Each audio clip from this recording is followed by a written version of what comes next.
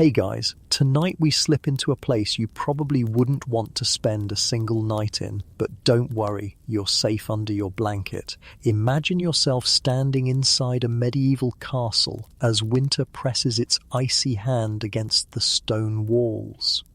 The first thing you notice is your own breath puffing out in little white clouds, hanging in front of your face like smoke signals of misery. Every surface feels colder than ice itself, the flagstones beneath your boots, the walls that rise around you, and even the heavy wooden doors that groan and creak as though they're freezing in their hinges. You probably won't survive this night, at least not without shivering yourself to exhaustion. So, before you get comfortable, take a moment to like the video and subscribe, but only if you genuinely enjoy what I do here. And hey, post in the comments where you're listening from and what time it is for you right now. I love seeing just how wide our sleepy little audience stretches across the world. Now dim the lights, maybe turn on a fan for that soft background hum, and let's ease into tonight's journey together. You trudge deeper into the drafty corridors, each step echoing sharply in the stillness. The stone walls rise like cliffs, thick and unyielding, yet they offer no comfort against the chill. In the 21st century, you complain if your central heating dips a couple of degrees. But here in this castle, central heating doesn't exist. Instead, cold slithers into every gap, crawling under doorways, sliding down stairwells, and rattling your bones. You pull your cloak tighter around you, but the truth is, the cloak feels about as effective as draping yourself in a wet towel. Historically, these castles weren't built with comfort in mind. They were fortresses first, homes second. Their massive stone walls were designed to resist catapults and arrows, not to trap warmth. That's why, even on days when the sun manages to peek through, the interior stays damp and frigid, more like a cave than a cozy home. One well-documented fact is that medieval masons rarely considered insulation. Thick stone does keep heat out in summer, yes, but in winter it holds in the cold like a giant refrigerator. You wander into a great hall, hoping for relief, but even here the draft cuts through. Historians still argue whether the placement of fireplaces in early castles was more about cooking needs than actually heating rooms, because honestly, one roaring fire in a massive stone chamber doesn't do much. Stand too close and you scorch your front while your back turns into a block of ice. Step away and it feels like you never saw the flames at all. You run your fingers along the wall and they come back damp.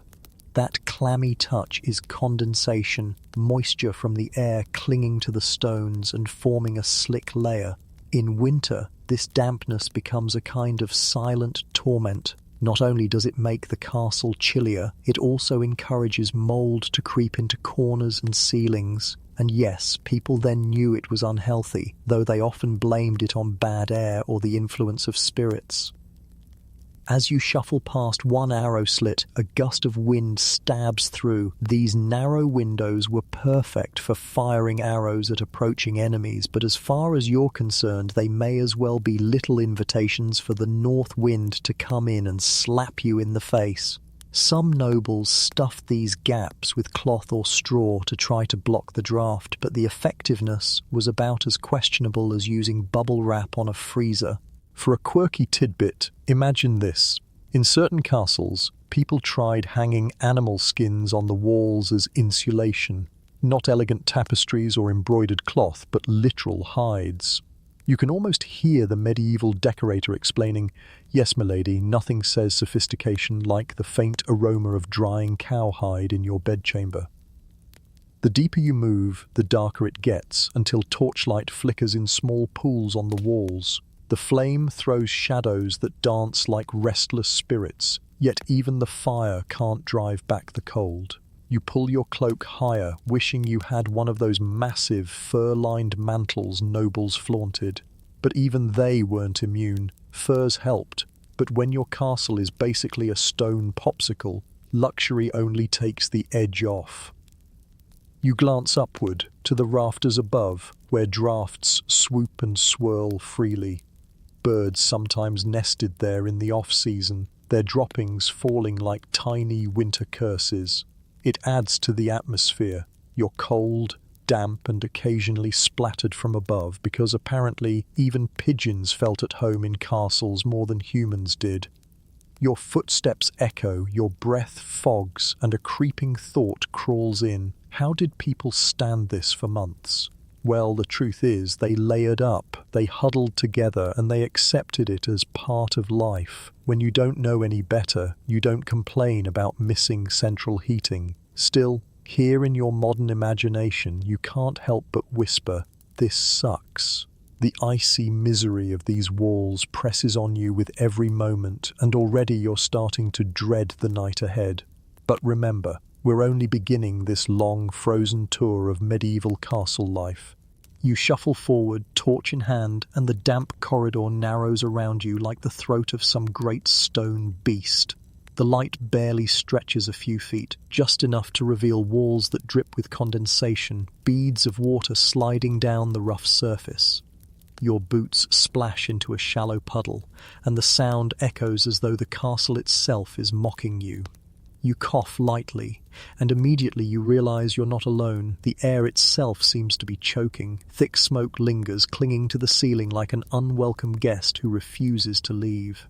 The torches here burn with oily, uneven flames. Instead of casting warm light, they sputter and spit, releasing acrid smoke that curls into your nostrils. You cough again, harder this time, and your eyes water. Medieval lighting was hardly clean. Torches often burned resin-soaked wood or animal fat, both of which left behind a choking haze. Even the noble attempt at candles wasn't much better. Many were made from tallow, rendered animal fat, and they smelled less like romance and more like someone frying meat that had gone bad 3 weeks ago. You try to take a deep breath of relief, but it doesn't help. The smoke and the drafts seem to work together, a bizarre duet. First, the smoke smothers you, then the wind gusts in through another slit in the stone to sweep it away. The moment you think the air is clear, another pocket of haze wafts up and stings your throat. There's no winning here. A mainstream fact comes to mind. In castles like these, fireplaces were often poorly designed. Chimneys, when they existed at all, were crude and unreliable. Sometimes they funneled smoke straight into rooms instead of out. That's why you imagine yourself walking into a chamber and finding nobles sitting there as if nothing is wrong, coughing quietly into their sleeves, their eyes red, but still trying to look dignified. Historians still argue whether this was sheer architectural ignorance or just a case of builders caring more about defense than comfort. Now, for a quirky tidbit, medieval people sometimes hung herbs from beams or burned sweet-smelling wood in an attempt to sweeten the air.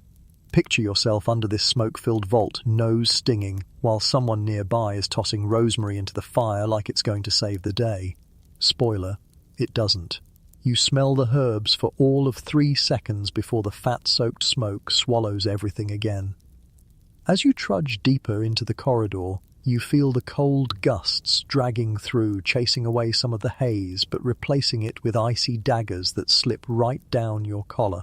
It's the worst kind of irony. You're either choking on smoke or freezing from drafts. At no point do you find balance. The torch in your hand flickers nervously, shrinking every time a gust sneaks in, like it knows it doesn't belong here. The uneven cobbles beneath your feet remind you that servants once scurried along these same halls, carrying firewood or jugs of ale, their own eyes streaming from the same smoke. Unlike the lords, they couldn't sit back and pretend it was acceptable. They had to push through because the castle demanded it. One wrong step in the gloom and you'd trip, spilling your load, and maybe get a beating for your trouble. The castle never gave second chances easily. You brush against the wall, feeling it slick with damp, and your torchlight catches the faint outlines of soot streaks on the stones above. That's centuries of smoke stains, scars left behind from fires that never truly cleared. Imagine winter after winter, decade after decade, the stones drinking in black residue like the castle itself is coughing with you. A gust surges through again, almost snuffing out your torch, and you flinch as the light shrinks to a dull glow. Darkness presses in close. The walls suddenly feel alive, like they're waiting for you to trip and fall, to lose your way in the suffocating gloom. You step quickly, trying to chase the next pool of flickering light ahead. The torch isn't your comfort, it's just your leash. For a moment, you pause. Somewhere far away in the castle belly, you hear the clank of chains, maybe from a door being dragged shut. The sound echoes down the corridor, magnified by the stone. The whole structure groans like it's breathing. Between the smoke, the cold, and the sounds, the castle feels less like a home and more like some giant, hostile creature that has swallowed you whole. You duck through a low archway and the draft rushes in harder now, sharper, cutting through your cloak. Your teeth chatter before you can stop them. You hug yourself, torch arm trembling slightly, and wonder if maybe the smoke was the lesser evil. At least then you felt some kind of warmth, however miserable. Now in this corridor of drafts, the wind slices through you like blades. It's at this point you understand why medieval people layered themselves with cloaks, tunics, and even blankets tied around shoulders. Fashion wasn't always about appearances, it was survival. Without it, these corridors would gnaw at you little by little until you couldn't feel your hands or feet. You shuffle on, each cough a reminder of the smoky air, each shiver a reminder of the draft, until you realize you haven't felt truly comfortable since stepping into this castle. And the worst part? You've barely begun to experience what a long winter here feels like. You find the sleeping chamber, and the first thing you hear is the whispery creak of straw shifting under rough linen, like a basket of dry reeds sighing every time you breathe.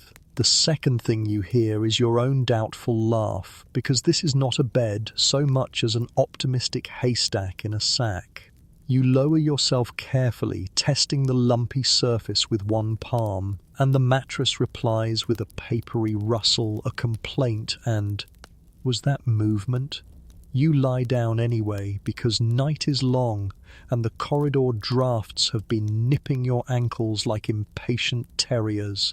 The straw crackles, the rope frame beneath you groans, and the cold soaks through your cloak, your tunic, your brave intentions. You shift your weight and the palliasse, yes, that's the word for this stuffed linen sack, slides a little to one side. The ropes under it loosened long ago, so your spine dips into a shallow valley, as if the bed has been pre-dug to fit your exhaustion. There's a tool on some room's pegs called a bed key, used to twist the ropes tighter. Tonight your bed clearly skipped its appointment. You tug at a corner, you roll your shoulder, and the straw answers with the dry complaint of 1,000 hollow stems. A kernel pricks your calf.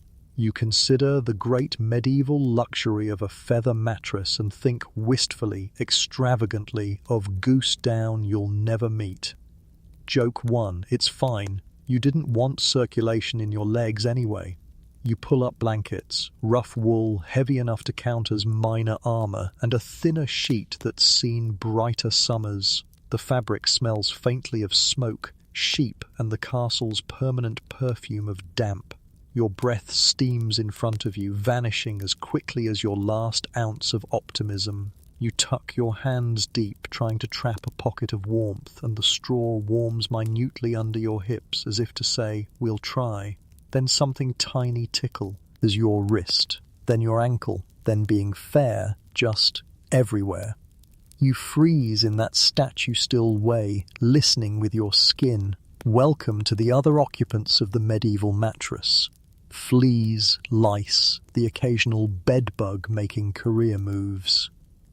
Mainstream fact: vermin thrive where people live in close quarters with limited laundering and frequent animal company, and medieval bedding was a neighborly apartment block for anything that jumps, crawls, or bites. You scratch your forearm in 3 cautious dabs, ASMR soft, pretending you're simply rearranging the sheet. The itch answers back like a chorus. Joke 2.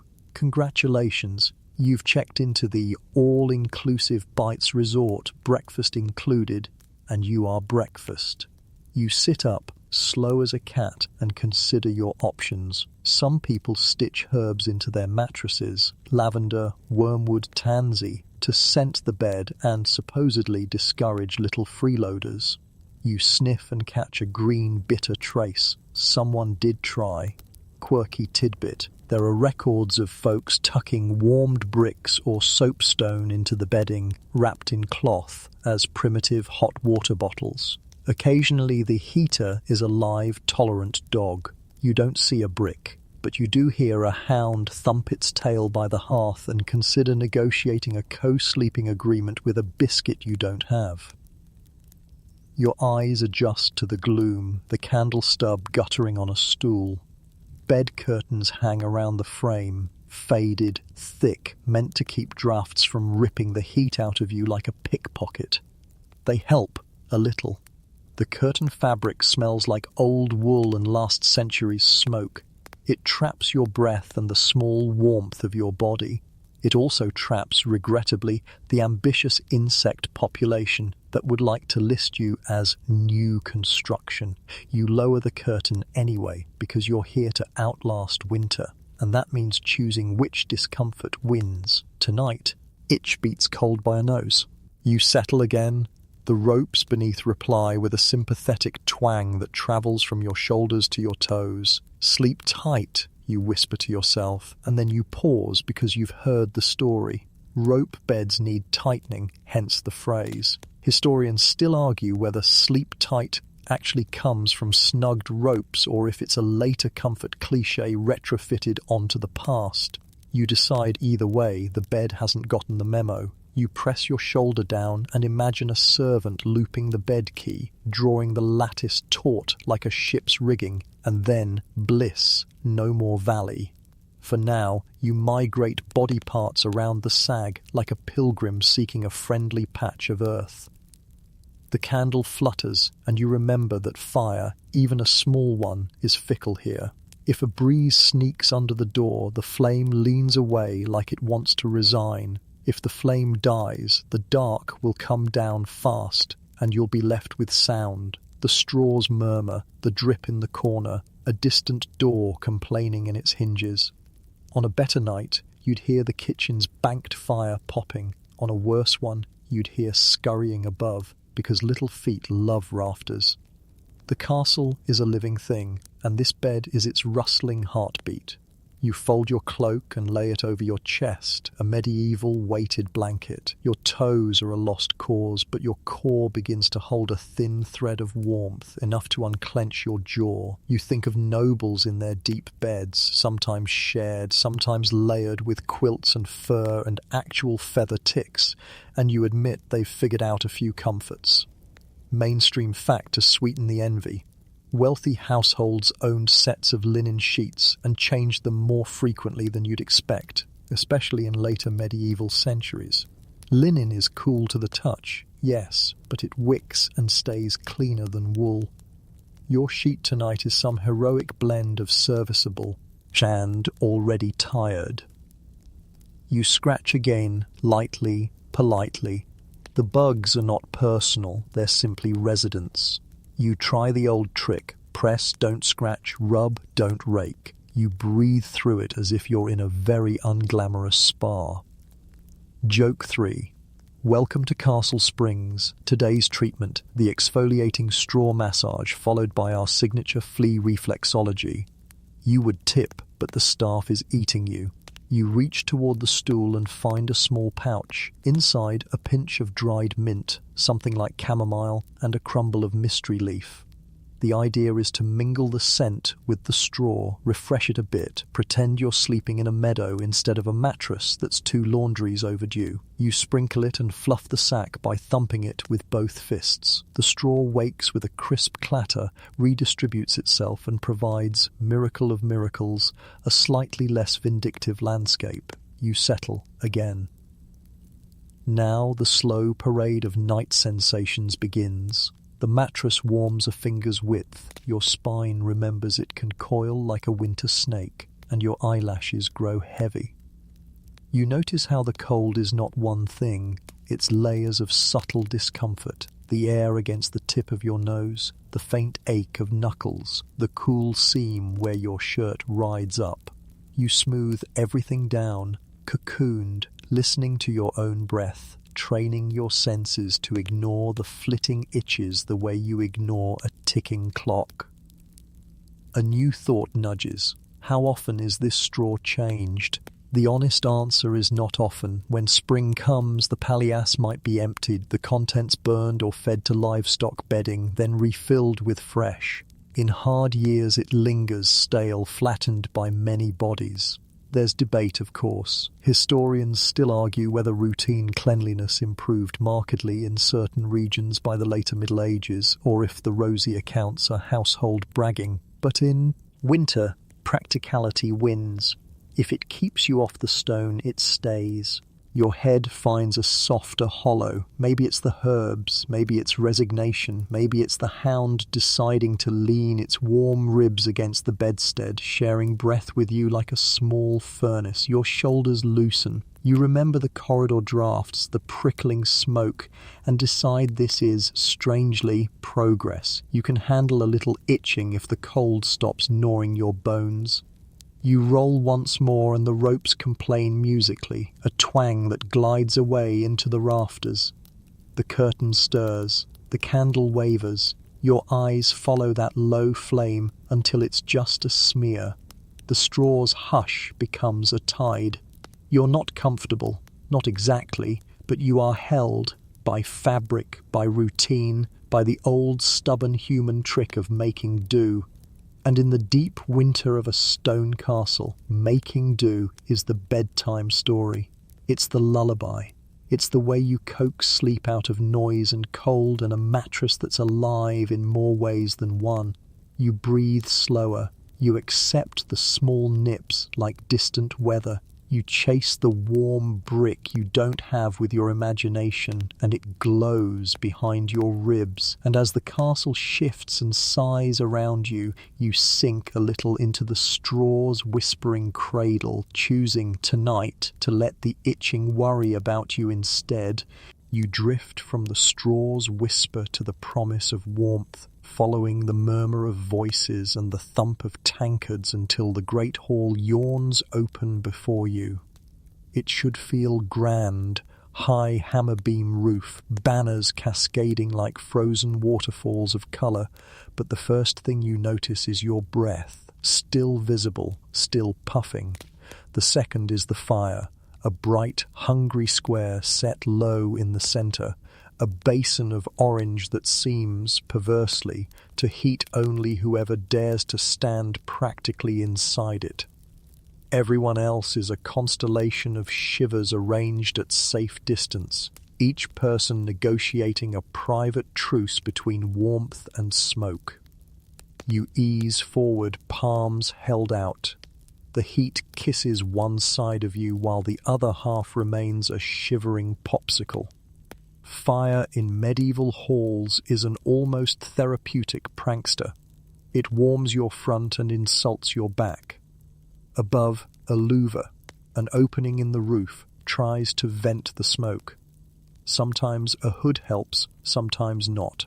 Tonight, the breeze noses down from the rafters and shoves the smoke into swirls that sculpt your lungs from the inside. A mainstream fact, many early great halls used a central hearth with roof vents long before tall stone chimneys became common. So everyone accepted that dinner came with a side of coughing. The Lord sits elevated on the dais at the high table, flanked by hangings that flutter when the draught sneaks through the screen's passage. You, like most, plant yourself where the cold pinches least. The layout is half pageantry, half survival plan. Servants sweep through the screen's passage toward buttery and pantry, arms stacked with trenchers and pitchers. The trestle tables can be quickly dismantled to reclaim the hall for sleeping or business. Your fingers creep over the table's edge, grateful for any splinter that feels like friction warmth. The hall hums, spoons chiming, low laughter, a minstrel coaxing notes. From a rebec that sound like the wind learning to sing, someone cracks a joke about the boar's head glaring with an apple in its mouth, and you do a quiet laugh that doubles as a shiver. Gentle sarcasm moment. Yes, the apple looks festive. No, it does not raise the room temperature by a single degree. A platter lands, pottage thick as a wool sock, steam unfurling like hope. You cradle the bowl, let it heat your fingers until they tingle. The first sip is bliss. The second reminds you that hot food in cold air cools with suspicious speed. You eat steadily before your breath turns the surface into a mirror for winter. Trenchers arrive, those slabs of yesterday's bread doing night duty as plates. Quirky tidbit. At the end of the meal, trenchers often go to the poor at the gate or to the household dogs working the under-table sanitation shift. You feel the soft nudge of a hound's nose at your shin, a professional inquiring about future donations. You angle a crust downward and gain an ally with a wagging tail and central heating body language. Status breathes from the seating plan. Near the fire, the noble cloaks multiply, fur collars like tame weather wrapped around shoulders. Farther out, in the chill penumbra, tradesmen and servants huddle in layers, steam rising off bowls rather than bodies. You glance at the Lord's salt cellar, gilded, ostentatious, and remember that above the salt means power and proximity. Down here, below the salt, you have proximity to the draft. Joke 1, the draft does not care about your social rank. It knights everyone equally. Sir Goosebumps of Numshire. Status breathes from the seating plan. Near the fire, the noble cloaks multiply, fur collars like tame weather wrapped around shoulders. Farther out, in the chill penumbra, tradesmen and servants huddle in layers, steam rising off bowls rather than bodies. You glance at the Lord's salt cellar, gilded, ostentatious, and remember that above the salt means power and proximity. Down here, below the salt, you have proximity to the draft. Joke 1. The draft does not care about your social rank. It knights everyone equally. Sir Goosebumps of Numshire. You wipe your spoon with ritual precision, partly for manners, mostly to keep your hand moving so it doesn't freeze. Saffron brightens a pie like bottled sunlight. Pepper stings your tongue. A luxury along trade routes that has travelled farther than you have. According to humoral ideas, hot spices warm the body. You decide your mouth agrees, even if your toes file a dissent. Historians still argue whether medieval diets were as meat-heavy as feast scenes suggest, or if that image over-represents special occasions and the well-provisioned. What doesn't wobble is the calendar of fast days shaping menus, with fish and almond milk standing in when meat steps out for holiness. Tonight, the hall smells of beef and onions, but you know tomorrow might be salt cod and prayers. A servant passes with a firebrand to relight guttering candles. Tallow sputters and perfumes the air with that famous barnyard chic. You lift your sleeve like a perfumer, considering notes of wet wool with hints of smoke and ambition. Joke 2, if this scent were bottled, it would be called Eau de Survive. The brand's tagline, because warmth is a state of mind, and also of singed eyebrows. You inch your stool a handspan closer to the hearth and feel immediate improvement.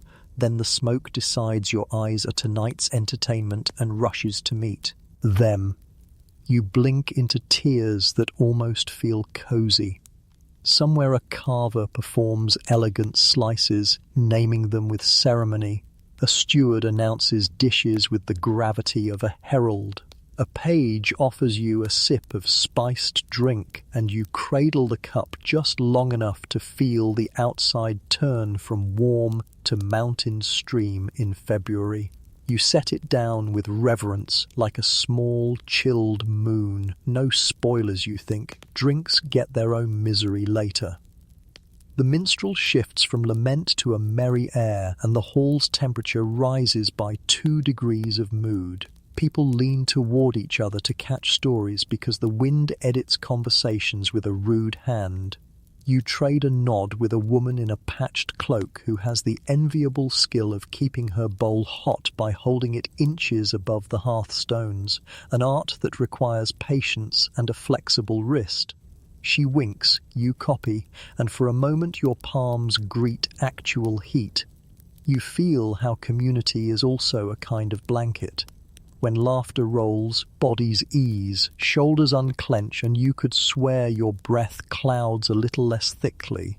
A mainstream fact slides in with the next course. Hand washing before meals mattered, and basins with warm water, when warm could be managed, circulated with sprigs of herbs. The water tonight arrives somewhere between tepid and philosophical, but it feels civilized to sluice your fingers and pretend your knuckles aren't an artist's study in blue. The under-table hound approves of your improved salt balance. Quirky add-on. Some households perfumed those basins with rose or marjoram, a dainty detail in a hall otherwise decorated by drafters' installation art. The doors open briefly and the hall inhales winter. Tapestries along the walls lift and fall like sleepy lungs. You watch how they do honest work, not just decoration, but insulation, breaking the cold's straight-line sprint. Historians still argue whether the average temperature in a bustling great hall was tolerable or teeth-chattering. So much depended on design, wood supply, and how many bodies were breathing in unison. Tonight, your verdict is simple. You are warm in slices, cold in paragraphs. You mop the last of the pottage with the trencher and surrender it to your four-legged climate consultant. You feel the room's pulse, the scrape of benches, the pop of resin in the fire, the hush that follows a good story. You think of your straw mattress waiting, of the curtain that kept the worst of the wind off your face, of the rope bed that sang like a melancholy lute. The great hall is an intermission, a shared hearth where cold becomes manageable through food, noise, and the theatrical illusion that heat is plentiful.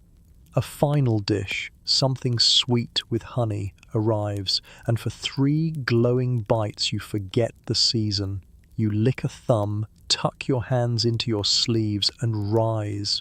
Joke 3. You tell yourself you're preheating for the walk back to your chamber, which is exactly how ovens don't work. Still, the thought helps. You offer a nod to the fire, a quiet truce to the smoke, and a respectful bow to the dog who has promoted you from stranger to probationary crumb patron. Then you turn from the hall's glow. The draft, patient as a cat, is waiting by the door. You step into it, armed with soup warmth and borrowed laughter, and feel winter's paw again on your shoulder, lighter now for a little while, because the great hall has done what it can, and you have learned to be warmed in moments, one careful spoonful at a time. You tug your cloak tighter around your shoulders, feeling the fibers scratch your neck like an overeager cat. The great hall's borrowed warmth has already evaporated. The draft outside gobbles it up with a cruel chuckle. Your arms fold across your chest, but even that isn't enough. So, you do what every winter-stricken medieval soul would do. You start piling on layers until you resemble a walking laundry rack. First, the undertunic, linen stiff with cold, like slipping into refrigerated paper. Over that, a woolen kirtle, scratchy but earnest. Then the outer tunic, heavy and drab, adding bulk like a wet blanket that insists it's helpful. Finally the cloak, thick, clasped with metal that numbs your fingers, and the fur edging that looks luxurious but feels like petting a damp fox. Each piece adds weight, yes, but warmth is miserly, sneaking in only where the layers overlap just right. Mainstream fact, medieval clothing often revolved around layering, not just fashion but necessity. Linen first to wick moisture, wool to trap heat, fur to fight drafts. It wasn't unusual for people to sleep fully dressed, cloaks and boots included, because why take the trouble of undressing just to climb into a freezing bed? Tonight, you understand. Every layer is another desperate sandbag against the flood of winter. You shift, testing your mobility. Your arms feel encased in stiff dough, your knees resist bending, and you imagine yourself toppled over, unable to rise, a medieval turtle on its back. Joke 1. At least if you fall, you'll bounce softly, cocooned like a wool-stuffed dumpling. You glance at your toes. The boots you wear are leather, worn soft, patched more than once. You stuff rags around your ankles for insulation. Woolen hose hug your calves, though hug is generous. They sag like sleepy snakes. And still, a draft slithers up through the seams. An uninvited guest, you stomp your feet as if threatening the floorboards might make them warmer, but the echo comes back amused and hollow. A quirky tidbit floats into mind. Some people literally stuffed straw or moss into shoes for insulation. Practical, yes, but also itchy enough to make you rethink your priorities. Imagine pulling off your boot and watching a small ecosystem spill out. You flex your toes, half wondering if tonight you'll be forced to try it. Around you, the corridor hums with the shuffle of others. You notice how cloaks and furs make everyone lurch about like overstuffed furniture.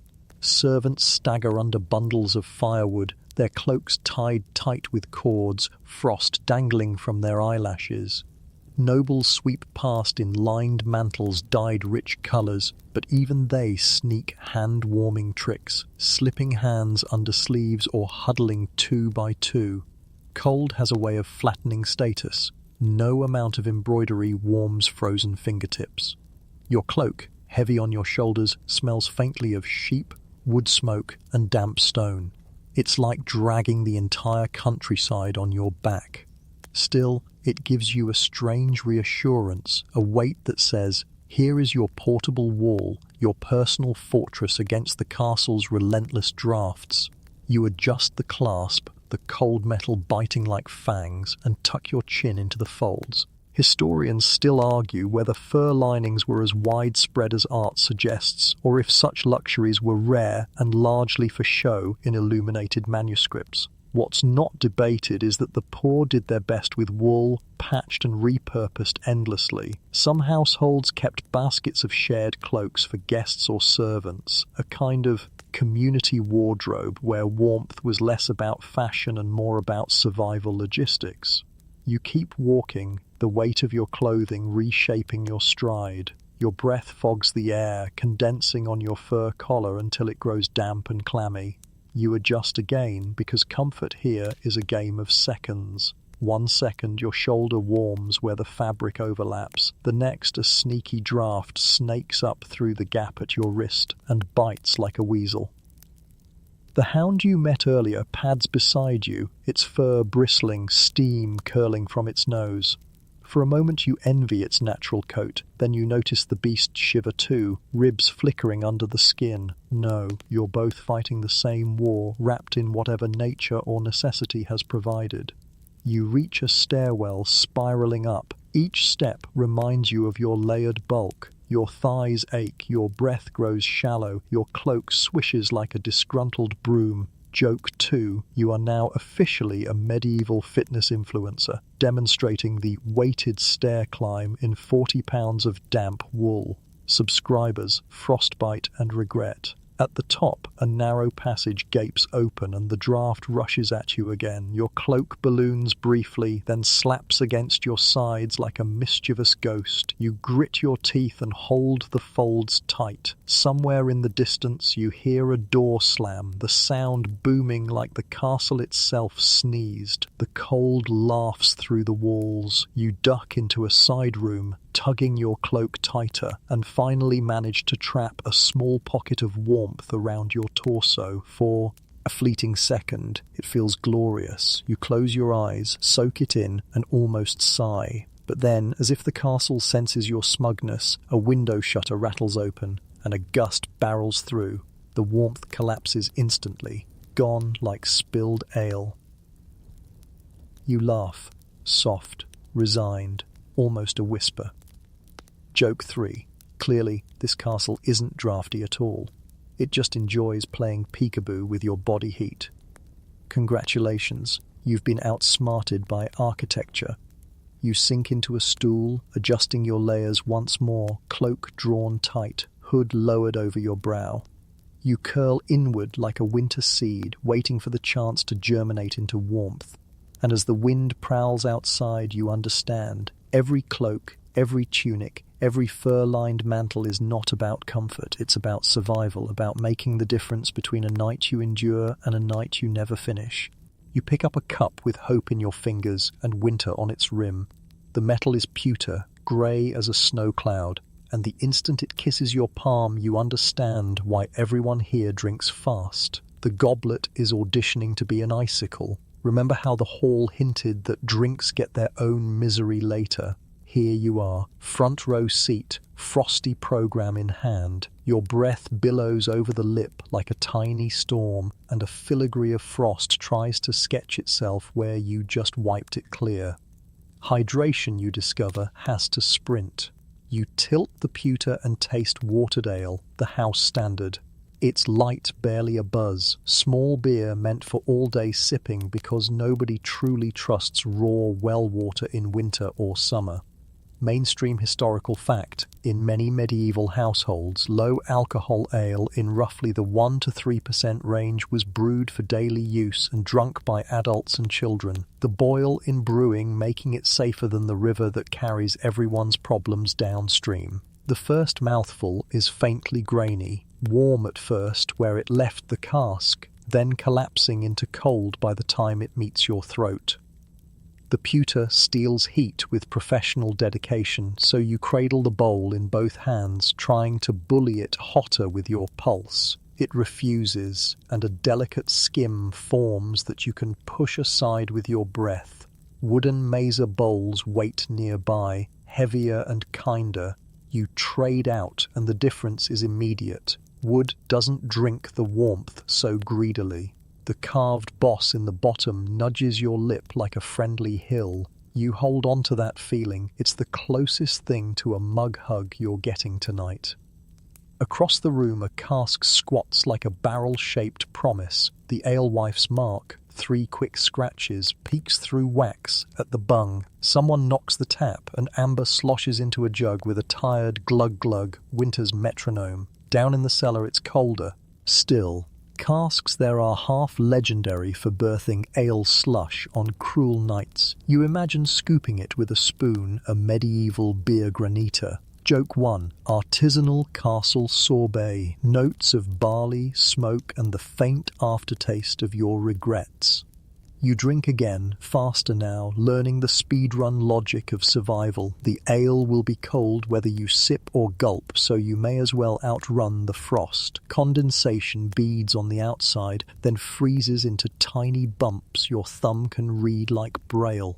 A draught slips through an arrow slit and hums across the rim as if the cup were a wind instrument and you, unfortunately, are playing it. You angle your body as a human windbreak, the way people do in markets and on walls, and claim a narrow pocket of tolerable air. Quirky tidbit to amuse your shivering soul. Town ale tasters, ale conners, were said to check quality by sitting in ale-soaked leather breeches on a bench. If their pants stuck, the sugar content was judged high enough to pass. Half law, half hilarious image, and you promise your own breeches will never volunteer for science. What's certain is that somebody's job involved wandering from house to house judging drink, and on nights like this, you hope they got hazard pay in hot stew.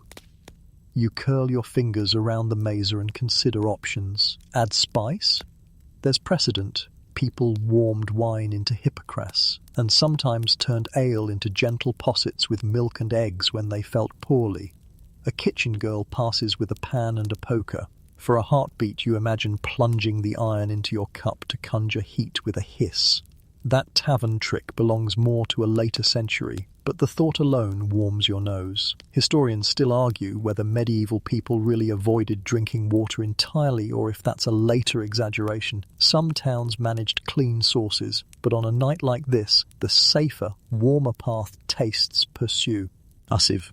The rim films over again the moment you set the cup down to flex your hands. When you lift, your lip feels the faintest tack. as if the drink would prefer you remain attached. You think about horn cups, handsome, light, slightly waxy, and leather costrals strapped to belts. Both answer winter better than metal, though neither is perfect. Every material is an argument with the air.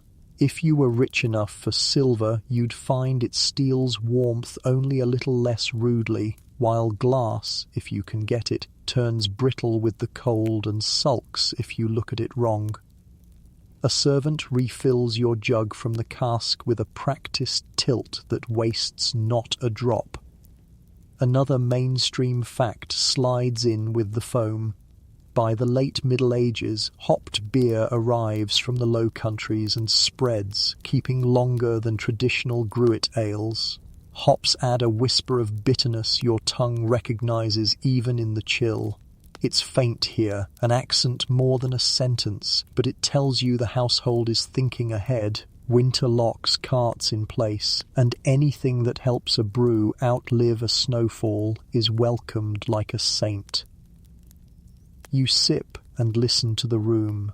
Somewhere behind you, a hound shakes and sprinkles tiny droplets from its whiskers that flash like beads before they vanish. A tapestry breathes beside your shoulder, rising and falling like a sleepy lung. You edge closer and discover a private microclimate. Joke 2.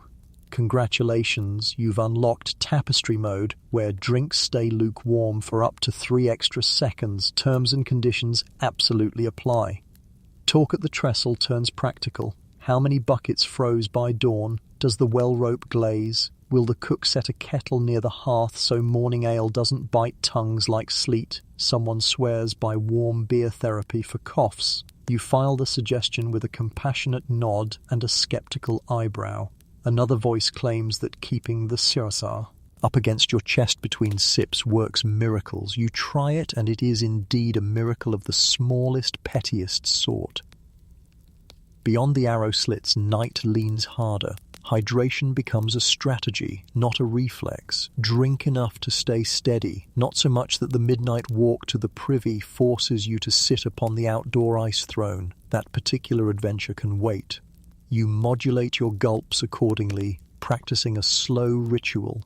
Raise, breathe, sip, reclaim heat, repeat. That becomes a metronome for the room. The rhythm soothes, your heart hears it and steps in time. The kitchen sends up rumours on steam. Someone is warming ale with ginger for the Lord's table. A safer spur than fire, and a fragrant one too. You picture the steaming jug arriving to a cluster of grateful hands, then cooling fast anyway because physics never reads the menu. A boy carries a tray of cups. The first reaches the dais hot. The last arrives contemplatively chilly. A pilgrimage in 6 paces. Your own cup develops moods. At first it sulks, then it teases with frost. Now it allows cooperative sips in exchange for you holding it like a bird. You admire its stubbornness and promise to keep up your end of the bargain. Joke 3. You and the cup are in a complicated relationship. Everything's fine until a draft shows up, and then it needs space, specifically the space of your body heat.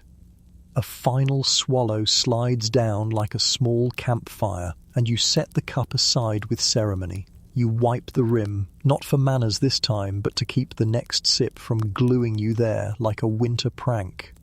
Around you, the castle breathes. A banner lifts, a latch clicks, distant steps thud in gentle pairs.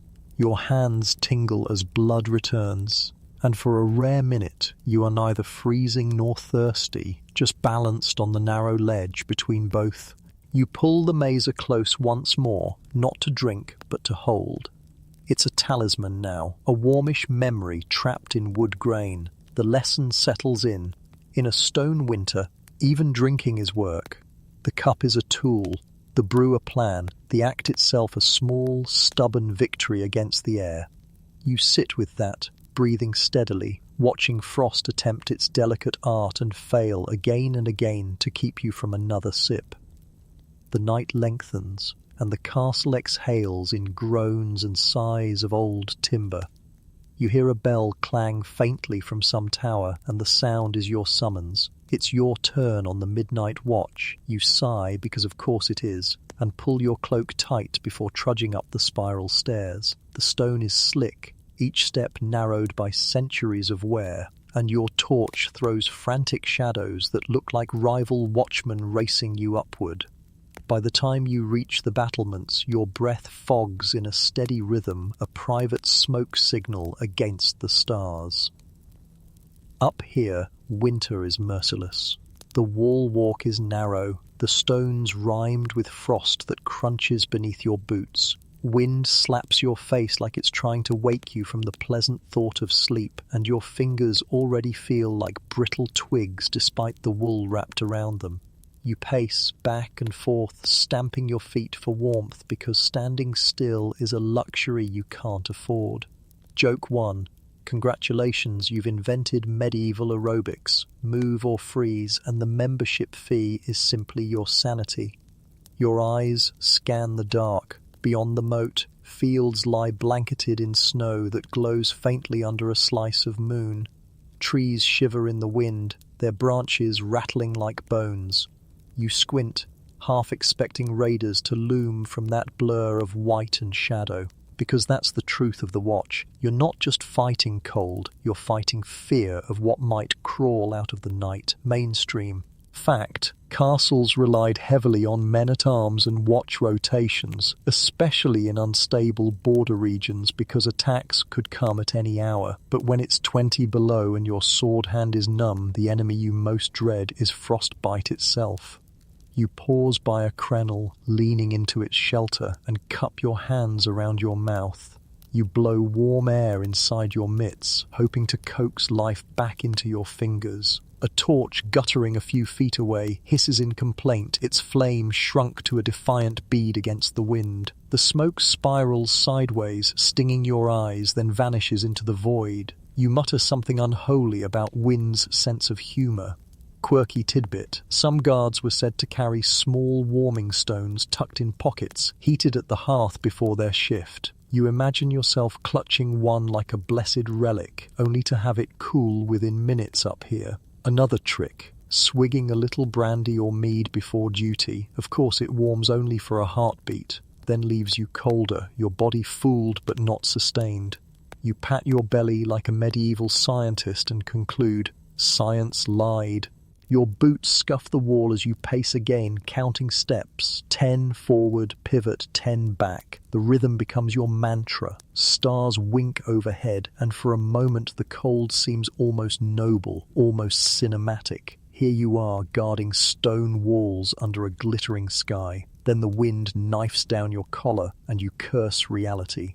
Historians still argue whether night guards were rotated more quickly in winter or left for long hours, but either way, the suffering is well attested.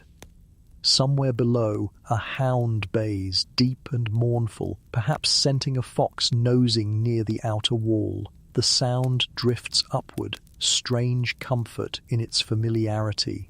You picture the dog curled against the stable warmth while you tramp about like an icicle with legs. Your toes throb, then grow numb. You stamp harder, trying to feel them again. Joke 2, you briefly consider chopping off a toe just to check if you'd notice. You decide not to test the theory. You glance into the dark fields once more. Shapes shift in the half-light. Are those bushes or men crouching? You blink, and the wind rearranges the snow so the question disappears. That's the other torture of the watch. Doubt gnaws at your vision. You're never sure if you've seen something or if winter is simply drawing shadows in cruel jest. Leaning on the parapet, you let your gaze wander over the castle itself. Roofs sag under snow, windows wink faintly with torchlight, and the keep rises like a block of blackness against the stars. You can almost feel its stone bones shiver with you, and you realize the castle isn't warm even at its core. It's a cold machine that chews through wood, wool, and willpower to keep people alive. You are one small cog, walking the walls so others can sleep through their shivers. The bell clangs again, softer now, marking another half hour. Your teeth chatter in sync. You flex your fingers until pain sparks up you. Your arms, a cruel reminder that you still have nerves. A companion trudges up, cloak flapping like a bat's wing to relieve you. You nod grimly, exchange the torch, and descend. The stairwell feels almost cozy after the battlement's punishment, though your legs wobble like pudding from the cold. Joke 3. Medieval gyms should have offered castle wall cardio. Burns calories, toes, and hope simultaneously. Back at the bottom, you lean against the stone, breath rattling, body aching, but alive. You realize the watch is both the worst and most vital task. In this frozen world, vigilance keeps raiders out, but it also keeps you from giving in to the seductive whisper of sleep. And as you peel off your gloves to rub life back into stiff hands, you know the night is far from over. You step off the stairs into a corridor already awake with the hush of work, the kind of quiet that isn't silence at all, but the soft percussion of duty. Wood knocking wood, water sloshing, leather soles whispering across stone. Servants move like constellations of breath mist, each puff a little comet trailing behind someone with an armful of responsibility. You tuck your chin into your cloak and let the current carry you. Past the buttery door where a yawning boy hugs a jug for heat. Past the pantry where bread waits under cloth like sleeping hills. And into the day's first true labour. The hauling of fire and the carrying away of everything that fire turns to ash. You catch a girl no older than your patience balancing a bundle of kindling against her hip. Her fingers are red and raw, nails rimmed in the honest grey of smoke and winter.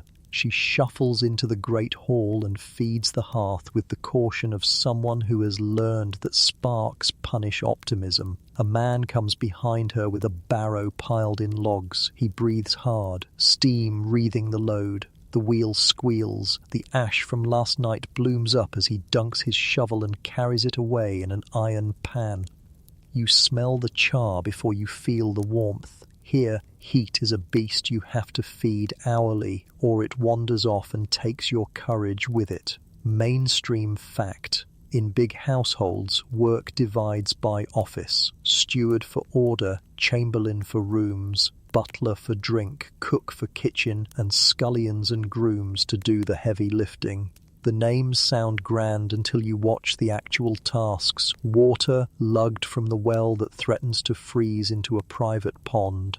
Baskets of rushes dragged for floor strewing. Chamber pots ferried down flights of stairs like fragile bombs. The words livery and board look tidy in account books, but here they translate to barely warm porridge and a wool allowance that you pray stretch, as across 3 winters. The castle wakes by degrees. A scullery maid cracks the skin of ice on a washing tub with the back of a ladle. A groom leads out a stamping horse whose breath blooms like flags. A laundress rubs linen against a board with lye that bites her knuckles, eyes bright with cold and irritation. You help carry a bucket because this is one of those mornings when sympathy grows hands. The bailiff nods at you with the kind look of a man who knows one more back in the chain keeps the day from unravelling. A sturdy woman with 4 arms that deserve a ballad, shoulders past with 2 chamber pots. The fine word is close stool, but there's nothing fine about it. Moving with the careful walk of a tightrope artist headed for a winter circus you don't want tickets to. A door opens to a guardrobe shaft, and the air tells you things you already suspected. Still, quirky tidbit, people sometimes hang clothing in guardrobes because the ammonia fumes from, well, life help chase away moths and maybe fleas. You make a mental note to drape your cloak elsewhere. You're collecting smells already, and eau de mote isn't on your wish list. You follow another pair of servants to the well in the outer ward, where the rope has stiffened into something between a snake and a spear. The bucket's rim wears a rime like a crown. Drawing water in winter is half exercise, half diplomacy with ice. The girl handling the windlass smiles at you with the grim humour of someone arranging peace talks with a season. She twists, hoists, and together you haul a sloshing globe up into air that wants it back as crystals. Joke 1. Congratulations, you've joined the cold water resistance. Motto: we rise, we slosh, we spill, we try again. Back inside, the scullery is its own weather. Steam climbs, condenses, rains back down. The air is warmer but carries a metallic chill that settles in your bones anyway. A boy scours pots with sand, the grit singing quietly against tin and iron. Over his shoulder, a cat sits absolutely regal atop a sack of barley. Grain guardian, mouse auditor, part-time therapist. It blinks at you, slow and sympathetic, like a senior administrator who has seen everything and filed it correctly.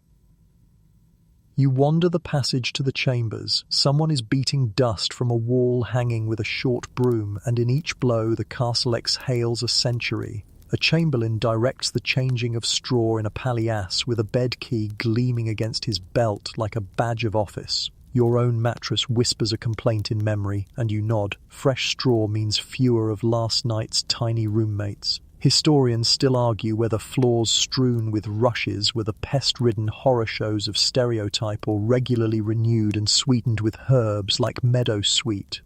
Today you watch a girl spread clean bundles, pale green and fragrant, and decide truth sits somewhere between a pamphlet and a poem.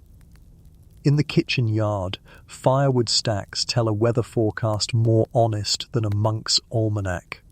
The pile is lower than anyone admits. A carter complains about rutted roads and snow like flour deep enough to bake a village. The cook, sleeves rolled, looks at the pile the way a general stares at a thin line of soldiers. Ration the heavy logs for the great hearth, lean on brush for the small ones, save the good seasoned oak for the Lord's chamber at night, triage by flame. You feel the math under it. Wood is time, time is warmth, warmth is morale, morale is survival. You catch a flash of privilege in passing. The buttery door opens and a boy bears a jug ringed in frost up toward the dais. But mostly you see that the castle runs on backs. A groom carries a sack of oats to the stable. His breath makes a cloud so big it could qualify as weather.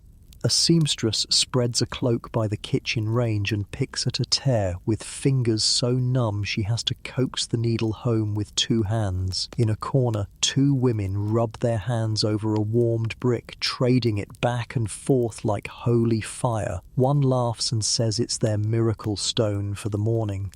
You share the heat. It's brief but kind. Joke 2. If the castle were a company, the job titles would be inspiring. Assistant Director of Combustion Distribution, Senior Moisture Relocation Specialist, and the benefits would be, let's say, spiritual. Pay arrives in bread, ale, and the right to keep your cloak. Retirement plan, you keep working, just slower. You pause by the ewer table.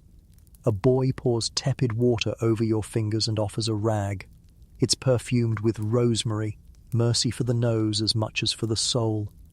You remember the hand-washing before meals and think of how even small rituals stand like little embers against the draught. A servant sets a basin on the sill, steam fighting the window's bloom of frost. The glass, where there is glass, wears leaded diamonds like thin ice. Where there is only shutter, winter looks back through the gap and grins. The bell in the chapel clinks drowsily. A priest crosses the yard, hem lifted, eyes narrowed at the sky as if bargaining with clouds. A page skitters past, slipping, then regaining balance with a flailing dance that draws applause from the laundry, the first applause of the day. Joke 3. Choreography by ice, music by teeth, chatter, featuring special guest, your dignity. Rumour trickles along the corridor. Someone's cousin on another estate says their lord grants extra firewood shares when temperatures plunge. Here the steward counts sticks like coins.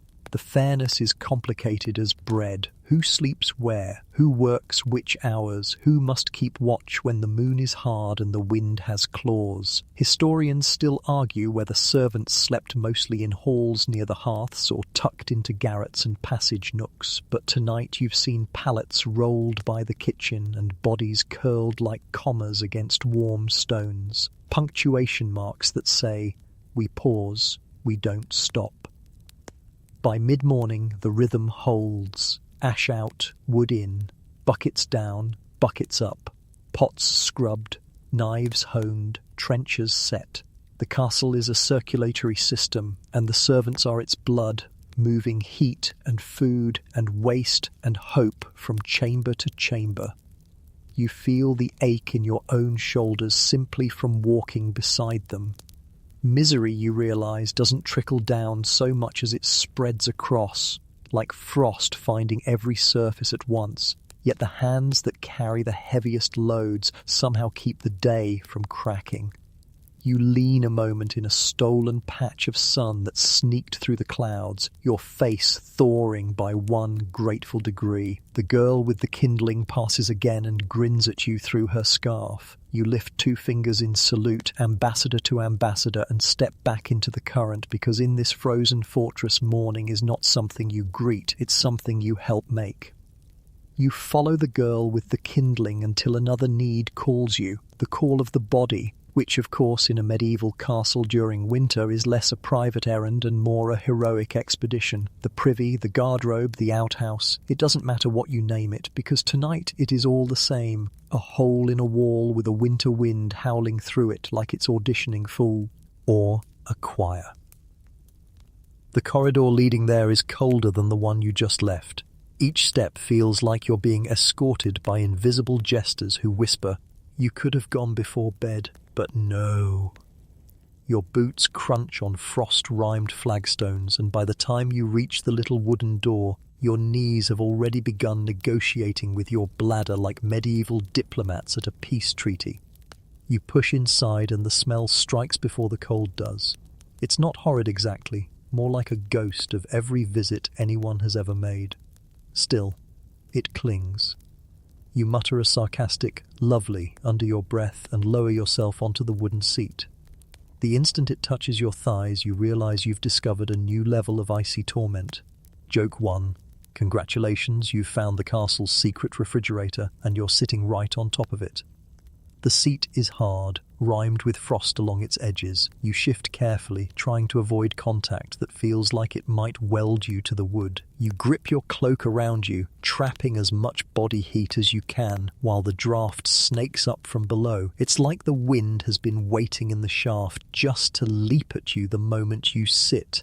Mainstream fact, guardrobes often emptied into cesspits, moats, or shafts that dropped waste into the flowing water outside. During winter, those shafts became funnels for cold air, shooting icy blasts upward. It was sanitation, yes, but it was also a natural air conditioning system from hell. And unlike modern toilets, there was no flush handle, just gravity and hope. You lean forward, trying to finish quickly. But of course your body resists speed when it feels like it's perched on a frozen cliff. Your breath fogs before your face, and your nose drips from the cold. The door rattles in the wind, threatening to fly open at any moment. You glance down, heart quickening, then snap your gaze away. You don't want to see the frozen horror below. Quirky tidbit. People sometimes hung herbs, mint, lavender, or juniper inside guardrobes to disguise the smell. Some even believed the aromas could drive away evil spirits as well as pests. You look up, and sure enough, there's a dried bunch dangling from a beam. It smells faintly of pine and smoke, but the effect is about as comforting as perfume sprayed on a snowball.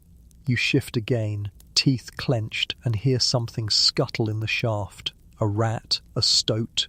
The thought alone tightens your entire body. Historians still argue whether guardrobes were frequent entrances for pests or if such tales are exaggerations, but sitting here in the dark, you don't need scholarly consensus. You're already imagining whiskers brushing your ankle. You grip the cloak tighter around yourself and will your body to hurry. The wind howls again, snuffing out the little rushlight you brought. Darkness closes in, and now you are alone with sound. The moan of air, the drip of water, the soft shuffle of stone cooling beneath you. You whisper encouragement to yourself like a soldier on the battlefield. Almost done. Almost done. Don't lose focus.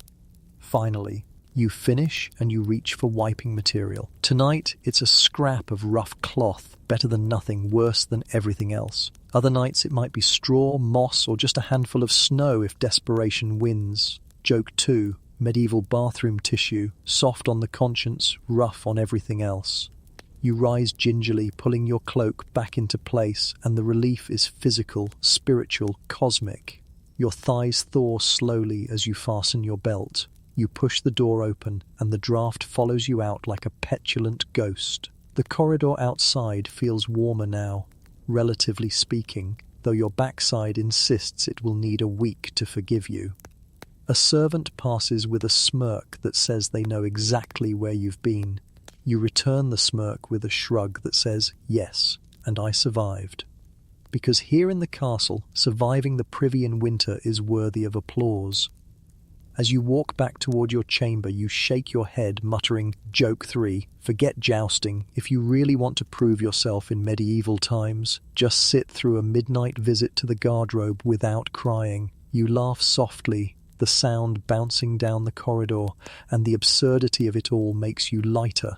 The castle may be freezing, the draft's endless, but you've conquered one of its most chilling trials. And as you step back into the main passage, you realize even the smallest victories matter in winter, especially the ones nobody else wants to talk about. The castle groans in its sleep, and you shuffle back toward the chamber where the sick are kept. If the wind has been unkind in the halls and the guardrobe has been cruel, the sick room is downright tragic. The moment you step inside, your breath fogs and then seems to hang heavier, as if illness itself has weight. The air is still but sharp, full of damp and sour notes from stale rushes, chamber pots that can't be emptied quickly enough, and the faint bitter tang of herbs boiled into teas. A child coughs in the corner, thin shoulders shaking beneath a blanket that's too small to cover both head and feet. Another cough answers from a pallet across the room, then another, until it's a weary chorus. You walk carefully between beds of straw and thin mattresses, your boots crunching where frost sneaks in under the shutters. Mainstream fact. Cold, damp environments were breeding grounds for illness, and castles, with their unheated stone chambers, did little to protect people from respiratory sickness, pneumonia, and fevers. Winter wasn't just uncomfortable, it was dangerous. You watch a servant ladle broth into a wooden bowl, her own breath frosting above it before it reaches the lips of the sick. She tucks a shawl around the shoulders of an old man, her hands red and cracked, trembling with fatigue. Beside her, a weary physician hovers, muttering about humours, too much phlegm perhaps, or black bile out of balance. He bleeds a patient's arm into a bowl, the crimson steam rising faintly into the frozen air. Historians still argue whether such treatments hastened recovery or merely added misery. But here and now, the ritual feels as much about doing something, anything, against helplessness as about science. You pull your cloak tighter, sinking into its scratchy folds, and wonder how anyone can heal in such cold. The rushlight flickers weakly, leaving most faces in shadow. Only one stirs in their sleep, muttering about demons in the frost. That too was a belief. That winter's bite wasn't just weather, but malevolent forces creeping under doors and through cracks in the stone. Quirky tidbit, one common remedy for chills involved tying onion poultices to your feet, the belief being that the onion would draw out sickness overnight. Another was to drink warm beer mixed with herbs. You imagine both here, the pungent smell of onion mingling with the stale ale, a kind of medieval cocktail party for germs. You can't help but smile ruefully. Desperate times, desperate recipes. You crouch by one of the pallets, looking at a woman who pulls her shawl tighter with trembling hands. Her lips are pale, her breath shallow. You offer her a piece of cloth warmed slightly by your own body, and she presses it to her cheeks as if it's a treasure. The act feels pitifully small, but in this icy room, even the tiniest kindness is magnified. A boy across the chamber sneezes so hard he nearly tumbles from his straw bed. His mother catches him, tucks him back in, and hums a soft tune. The sound wavers but carries a thin thread of warmth through the room. You close your eyes briefly, letting it settle into you like an ember. A priest enters, the hem of his robe stiff with frost. He sprinkles holy water, his breath fogging with every Latin word. The patients raise weak hands to cross themselves. Faith here is as much medicine as the herbs steeping in clay pots on the hearth, and though the hearth is small and the fire weak, everyone leans toward it like flowers stretching for sunlight. Joke 1. You can't help but think that if medieval doctors had invented heated blankets, half their patients would have declared it a miracle and canonized the inventor. The physician now sets leeches in a bowl, preparing to apply them to another patient's skin. You grimace, but the patient nods as if it's the only hope left. In truth, warmth would probably do more than leeches ever could. The irony isn't lost on you. A castle built to resist armies can't defend against the cold inside its own walls. You walk back toward the door, your cloak dragging on the damp floor, and glance back at the room one more time. The coughing continues, the prayers murmur, the rushlight flickers. Illness here isn't just physical, it's the collective weight of winter pressing down on fragile bodies. Joke 2. You whisper under your breath, catch a chill in this place. Impossible, unless you breathe, sit, or exist. As you step out into the corridor, the air feels fresher, but not warmer. You shake off the smell of onions, herbs, and sickness that clings to your cloak. Somewhere, a servant dumps the contents of a chamber pot into the freezing night, and the sound splashes against the silence. You realize how precarious survival really is here. One cough can spread to 10, one chill can spiral into fever. And yet, in the bleakest room of the castle, there are still moments of humanity. A mother's lullaby, a servant's shawl, a whispered prayer. Those things are warmer than the fire ever could be. Joke 3. You mutter to yourself, forget dragons, winter and the sniffles are the real medieval end bosses. And with that thought, you pull your cloak tight and walk on, leaving the sick room behind but carrying its fragile warmth with you, tucked like a candle into your chest. You leave the sick room and follow the stairwell upward, boots ringing against the stone, until the air thins into something sharper. Outside again, this time on the outer wall where soldiers keep watch in pairs. You catch the sight of bundled figures pacing in the snow. Their breath plumes into the night, each cloud rising like smoke signals announcing, "Yes, we're still freezing. Thank you for asking." You tug your cloak tighter, remembering your own shift on the battlements, and think grimly, it's one thing to patrol for a few hours, it's another to march and fight in winter steel. Mainstream fact. Soldiers during winter campaigns often slept in tents or under makeshift shelters with only straw and cloaks for insulation. A padded gambeson beneath their armor soaked up snow like a sponge, freezing stiff by dawn. When siege warfare dragged on through the colder months, armies camped outside castles, their misery almost greater than those trapped within. You imagine the enemy below, curled in their own shivering lines, while you up here huddle behind walls that feel no kinder. The wind slaps across the wall walk, tugging at banners until they snap like whips.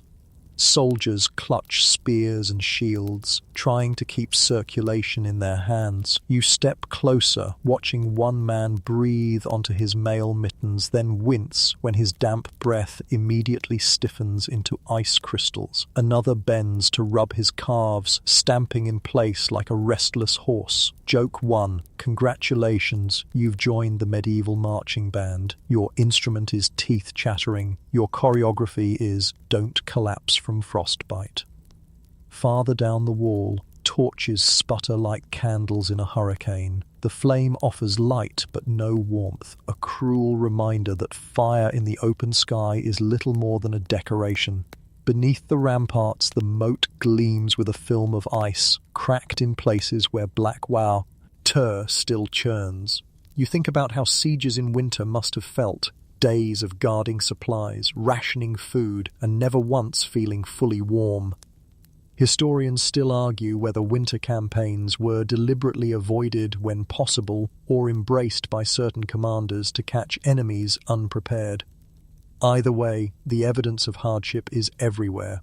Letters complaining of frostbitten hands, chronicles describing armies trudging through snowstorms. Tonight, you live that truth in miniature, pacing among soldiers whose armor might as well be tin cans left in a freezer. One young guard pulls off his helmet, steam escaping like a sigh, and reveals hair crusted with frost. He scratches his scalp with a grimace, muttering something about lice enjoying the season more than men. Quirky tidbit: it was common for soldiers to share body heat by huddling close, sometimes even lying side by side under shared cloaks. You glance at two men leaning shoulder to shoulder near the tower entrance, their eyes half-lidded but their posture practical. Survival first, pride second. The captain trudges by, cloak snapping behind him, barking encouragement more out of ritual than effect. His boots crunch through the snow, his voice rasping like gravel. You notice how even his authority falters when he pauses to rub his nose, red and raw. In winter, rank doesn't protect you from frostbite. Joke 2, you mutter, if war doesn't kill you, the world's worst air conditioner will. Beyond the wall, in the snowbound field, you see a line of tents huddled together. Their canvas sags under white weight, and fires flicker faintly at their hearts. Imagine being out there, without stone walls, no hearth to creep toward, just canvas flapping and snow sneaking in around your boots. You shiver in sympathy, realizing the misery is universal. Enemy or ally, no one wins against winter. A horn sounds briefly, the low, mournful note carrying over the wall. You tense, but it's only a signal change for the guards. One man sighs in relief and ducks into the tower, hands stiff and useless, replaced by another who tries to stamp life into his legs. It's a relay of endurance, each shift an exchange of suffering. You step closer to the parapet and look down into the snowy blackness. The moat, the fields, the skeletal trees, everything looks hostile, as if the land itself has joined the siege. You imagine months like this, dwindling supplies, morale draining like sand from a cracked hourglass, and every breath a reminder that survival is a negotiation you may not win. Joke 3. You chuckle darkly to yourself. Forget sword fights. Surviving a medieval winter siege is the ultimate boss level. The bell in the tower clangs again, marking another weary hour. Soldiers shift, cloaks tugged tighter, boots stamping harder.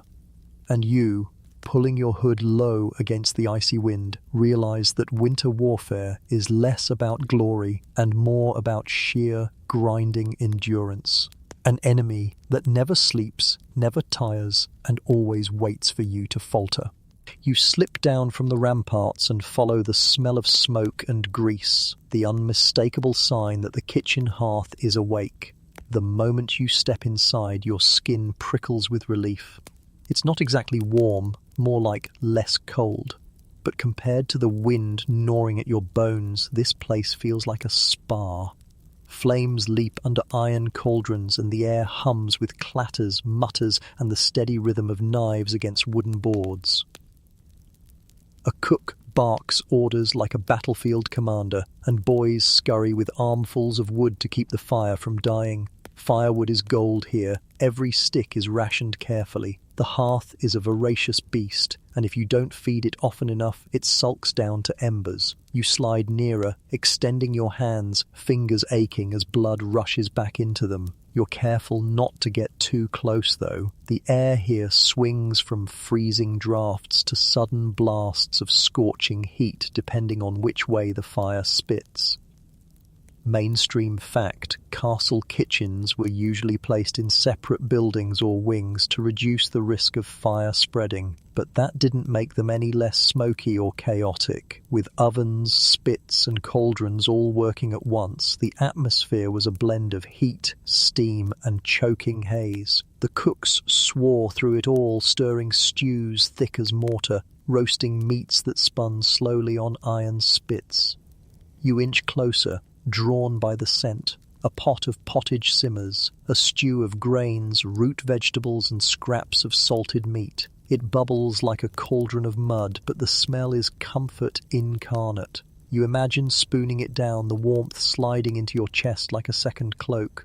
Quirky tidbit. Cooks sometimes threw nearly anything into pottage: herbs, fish, dried fruit, even ale. Each batch was like a culinary lottery. You never knew if you'd end up with hearty goodness or something that tasted like mystery stew. You lean your back, key against the stone near the hearth, soaking in the radiating warmth. For a fleeting moment you dare to think you've beaten the cold. Then the fire spits grease from the roasting spit, and it lands sizzling on your sleeve. You jerk back, muttering a curse, rubbing the dark spot before it scorches through. Joke 1. Welcome to the medieval spa. Enjoy our signature roasted sleeve treatment, free with every visit. Cooks bustle past you. One lad heaves a sack of flour that bursts at the seam, snowing dust across his tunic. Another chops onions until his eyes stream, though you suspect tears alone would be enough tonight. A pig's carcass hangs in the corner, half butchered, its ribs pale and glistening in the torchlight. Flies would plague it in summer, but in winter the cold is nature's preservation method. Historians still argue whether castles relied more on salting, smoking, or ice pits for preserving meat. Here you see a little of all three. Tonight, the cold outside is both curse and refrigerator. You edge back toward the main fire, balancing between scorched cheeks and frozen spine. Your hands hover over the cauldron's rim, catching the steam, your face glowing as though the warmth alone might keep you alive another hour. Then someone shouts, and a scullion barrels past with a pan of dripping fat. He stumbles, nearly spills, and you skip aside just in time. The floor here is treacherous, slick with water, grease, and ashes. Joke 2. If OSHA existed in medieval times, this kitchen would be their personal amusement park of violations. You notice a side table with salted fish stacked like slabs of pale wood. Their eyes are blank, their bodies stiff, but they'll soften once boiled. A boy stirs a pot where cabbage sulks in cloudy water, the smell pungent and faintly sulphurous. Beside him, someone sprinkles saffron into another dish, an extravagance, turning broth golden, proof that even in winter luxury can sneak in on a pinch of spice. The fire pops, sparks leaping up the chimney hood, and you glance upward. Even with a flue, the smoke crawls across the beams, staining them black. Your eyes sting, and you cough, but you don't move away. Warmth is worth the tears. A cook slaps your shoulder, grins, and hands you a chunk of bread, stale but still precious. You chew gratefully, the crust rough but filling. Bread is life here, more reliable than meat, more constant than stew. You hold it close to the fire for a moment, letting the crust soften slightly in the steam. The bite that follows tastes like survival. Quirky little trick. Some households heated smooth stones and tucked them in loaves before baking so the bread itself carried warmth longer. You imagine hugging a loaf like a hot water bottle and the idea nearly makes you laugh. Joke 3. Introducing the medieval multi-tool, food and central heating in one handy loaf. The cook waves you away when the rush grows frantic again. Servants queue with trenchers, waiting to ferry food to the hall. Jugs of ale line up, their rims already crusting with frost. Amid the clatter and smoke, you realize the kitchen is less a place of comfort than a war zone against the cold and hunger. Everyone here is fighting to wring heat from fire, flavor from scraps, life from routine. You step back toward the doorway, your skin still buzzing from the fire, your cloak faintly perfumed with smoke and grease. Outside the hearth's glow, the chill creeps instantly backer. Under your collar, smug and triumphant.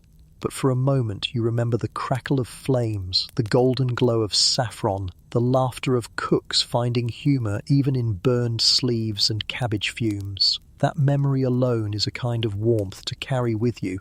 You leave the kitchen's smoky warmth behind and drift into the solar, the private chamber where nobles retreat from the common draught.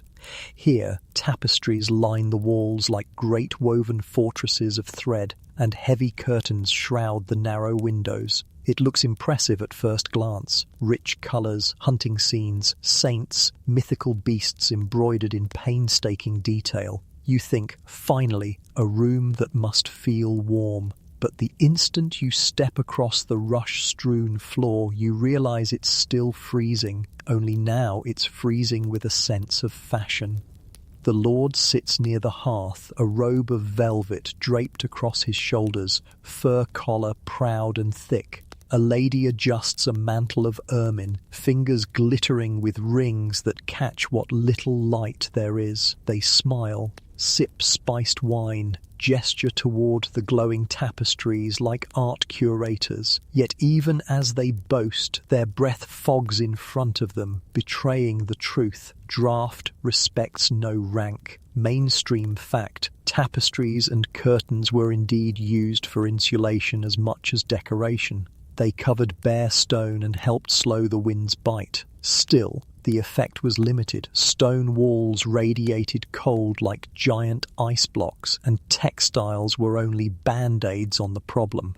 You edge closer, running your hand over a tapestry. It's thick, yes, but the wool is worn in spots frayed by time and mice. The surface ripples faintly where a rat has gnawed through, leaving a little tunnel that speaks louder than any embroidery.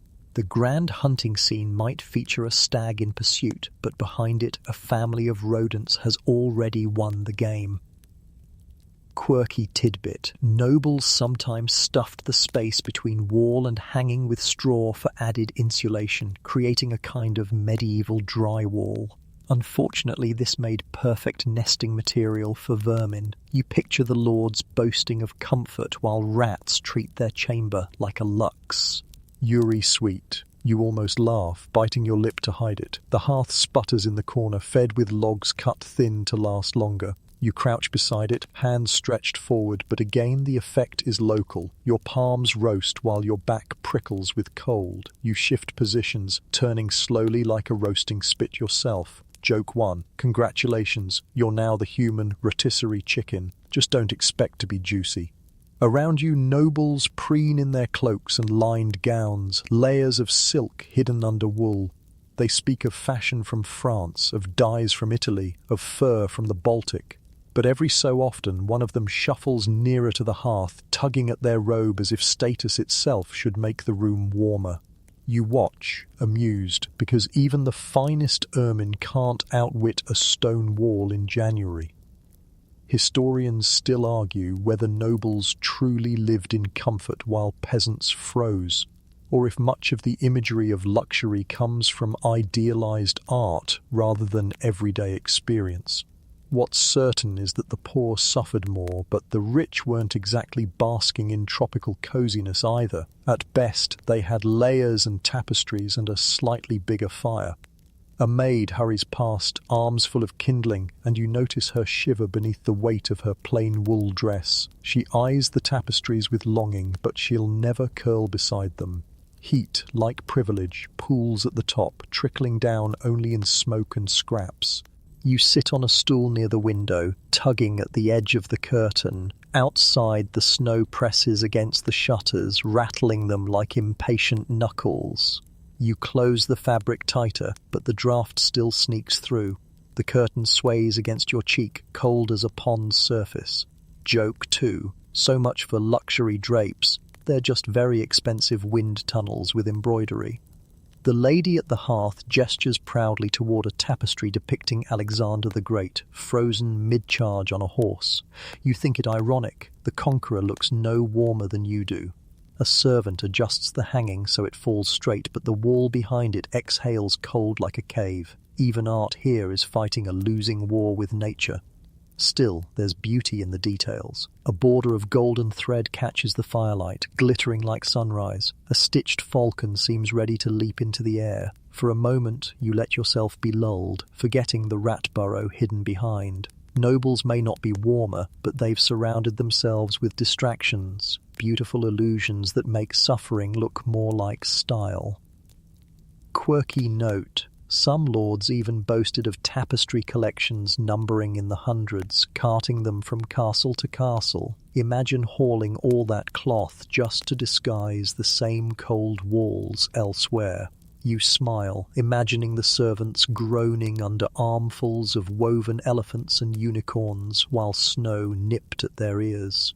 Joke 3. You whisper to yourself, if only warmth were woven into the pattern. 100% wool, 0% hypothermia, guaranteed. You rise from the stool, cloak heavy on your shoulders, and glance one last time at the noble family basking in their illusions of coziness. Their laughter rings, their fur glitters, but their noses are pink with cold. Their cups frost over as quickly as yours. Privilege, you realize, offers a buffer, but in the end, winter still owns the castle. And as you step back into the corridor, you leave behind the fine tapestries, the fancy robes, and the stubborn truth that rats and drafts don't care how noble your blood is.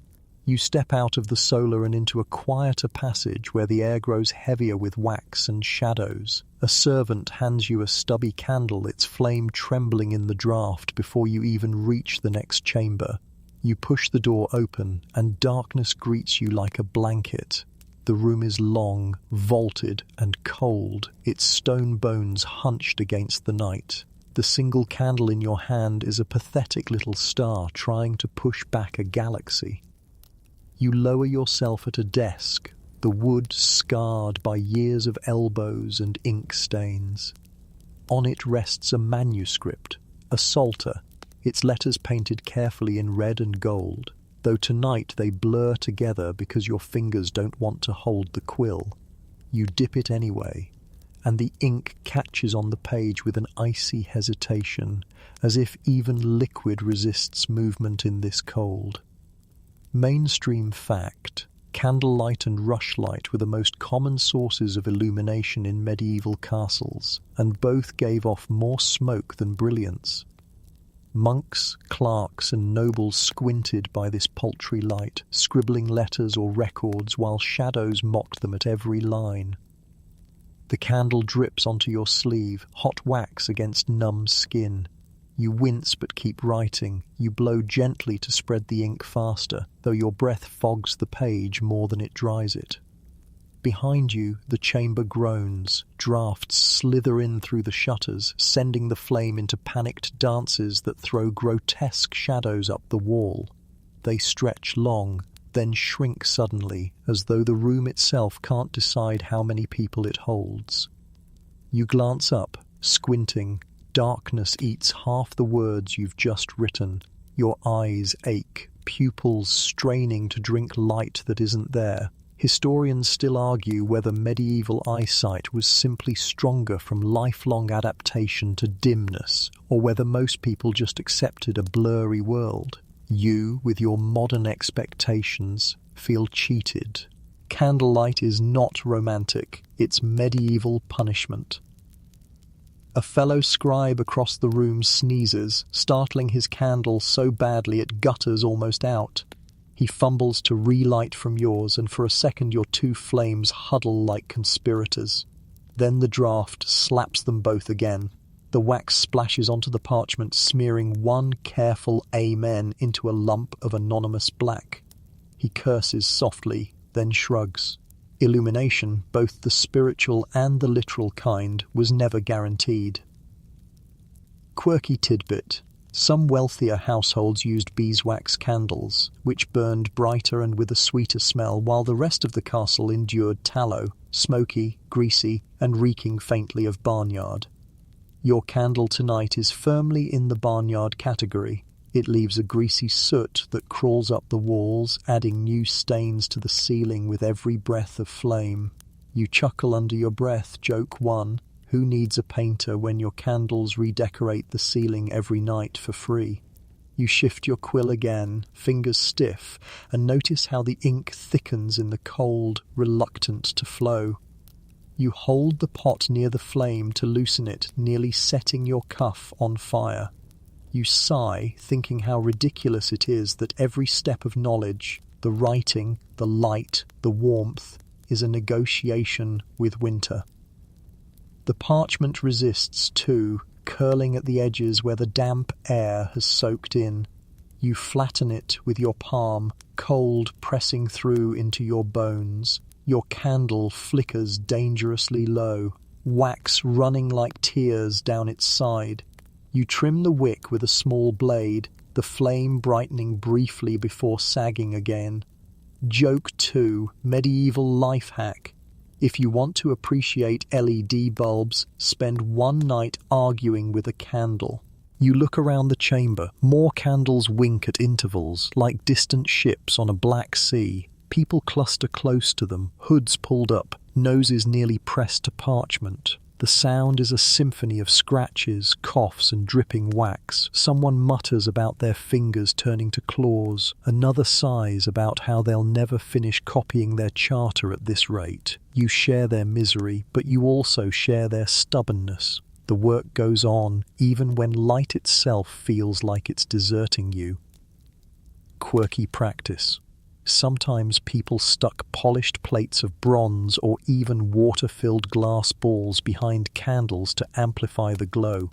You wish you had such a contraption, but tonight your candle stands alone, sputtering like it resents your dependence. You lean closer, breath mingling with the flame until it gutters in protest. Your eyes sting from smoke and your head throbs from squinting.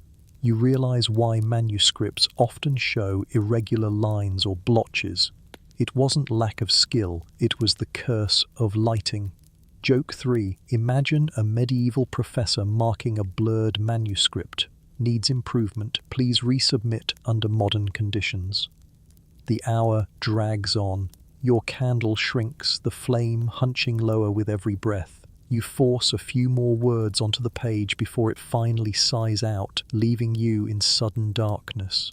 Around you, other flames gutter and vanish too, the room surrendering inch by inch to the night. You sit in the blackness, listening to the drip of wax cooling, the shuffle of tired bodies retreating to bed. The cold reclaims the chamber instantly, pressing close now that the light has gone. You close your manuscript, tuck your quill away, and rise. Writing by candlelight in a medieval castle is less about words on a page and more about stubborn defiance, proof that even in the gloom someone tried to keep the story going. You follow the bell as if it has tied a thread to your ribs, tugging you through the dim passage and into the small chapel tucked against the keep.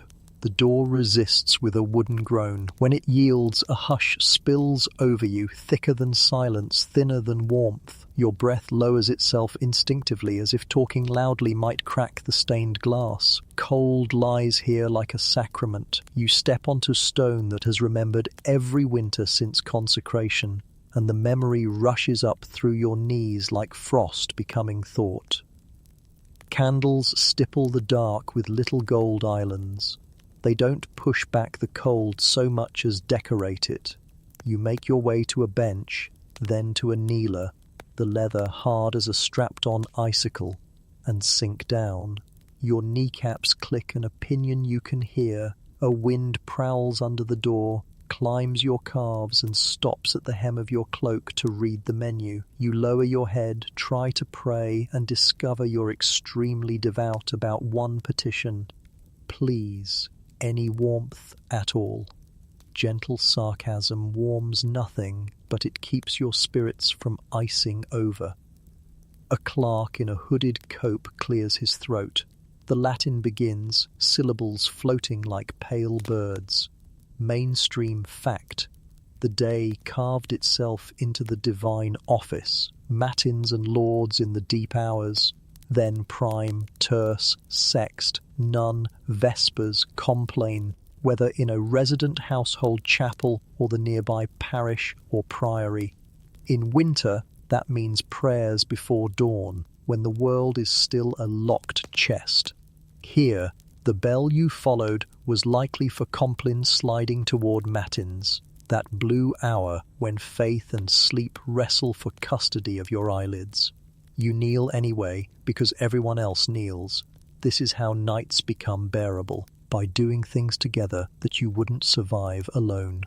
The light that trickles through the stained glass is night's leftover. Colours glow like bruises, wine red, river blue, wild, intergreen, painted on your knuckles when you lift your hands. A draught investigates the candle wicks. One guttering flame leans so far you think it will faint, then rallies with a small, stubborn backbone. You know that feeling. Your fingers lace, then unlatch so you can tuck them into your sleeves. The stone has annexed your hands, declared them part of the floor. A lay sister moves softly among the benches with a basket of woolen hoods for anyone who forgot an extra layer. She smiles the way bread smells. You trade a nod, pull a hood on over your hood, and your head becomes the most medieval onion in the building. Somewhere at your shoulder a voice murmurs a psalm. The words rise like breath on a mirror. There, then gone. But the rhythm remains, and you lean into it the way your back leans into the bench. You lower to kneel again. That's when your knees file a formal complaint. You try shifting to the other side, but the stone has an equal opportunity policy on numbness. Choir stalls creak as a few canons lift their hinged seats. You catch sight of a small carved ledge underneath. Quirky tidbit. Misericords, those secret shelves, let tired clergy rest their weight while appearing to stand. A mercy hidden under wood, often carved with foxes preaching to geese or a man wrestling a bagpipe like it's a stubborn goat. You wish for a misericord for knees. You'd commission one shaped like a hot brick. The clerk's voice smokes upward, the cold presses downward. You're sandwiched between doctrine and draft. Historians still argue whether lay people understood much of the Latin or whether understanding even mattered as much as being present, kneeling with neighbours, sharing breath, learning the choreography of hope. Your own understanding tonight is crystal clear. The holiness is real and so is the chill. They are not mutually exclusive. They are roommates who never learn to compromise about window position. A thin chain clinks. A small censer breathes frankincense. The smoke curls heavenly, then remembers physics and heads directly for your nose. For 3 heartbeats, you are warm. No, not warm, merely less frozen because scent convinces your brain of comfort your skin cannot find. Joke 1. Incense, the medieval space heater for your imagination. Your eyes wander to the stone font near the door. A skim of ice glints along its edge. Someone breaks it gently with 2 fingers before tracing a cross. You flinch in sympathy. There are winters, people whisper, when holy water freezes hard enough to make you wonder if purity has a melting point. The priest, practical as a blacksmith, keeps a tiny pot by the candle to coax it liquid again, holy by both blessing and stubbornness. You send up a private prayer for the theology of tepid. On the north wall a reliquary glints, the silver plane, the crystal window small as a fingernail, inside a sliver of saintly bone, the colour of old teeth. Pilgrims press lips to the case in gentler seasons. Tonight metal would take the skin right off. The clerk bows toward it with a reverence warmer than the room. You think of your earlier onion poultice joke from the sick room, and then of people who believe a Saint Splinter can tug a fever out faster than beer and herbs. You don't laugh this time. When the world is a freezer, hope is the only illegal fire nobody arrests. Your thoughts drift to the parish outside the walls, to the little church with a bell that sounds like a spoon on a jar. Do they wake at these hours too? Historians still argue whether winter attendance dipped or if obligation and habit tugged people out of bed regardless. You imagine shawls over hair, boots on, breath white in lamplight, someone muttering that if they had wanted midnight walks, they'd have been born owls. You imagine them anyway, shuffling in pairs, because and winter piety is also a way to huddle without admitting you're freezing.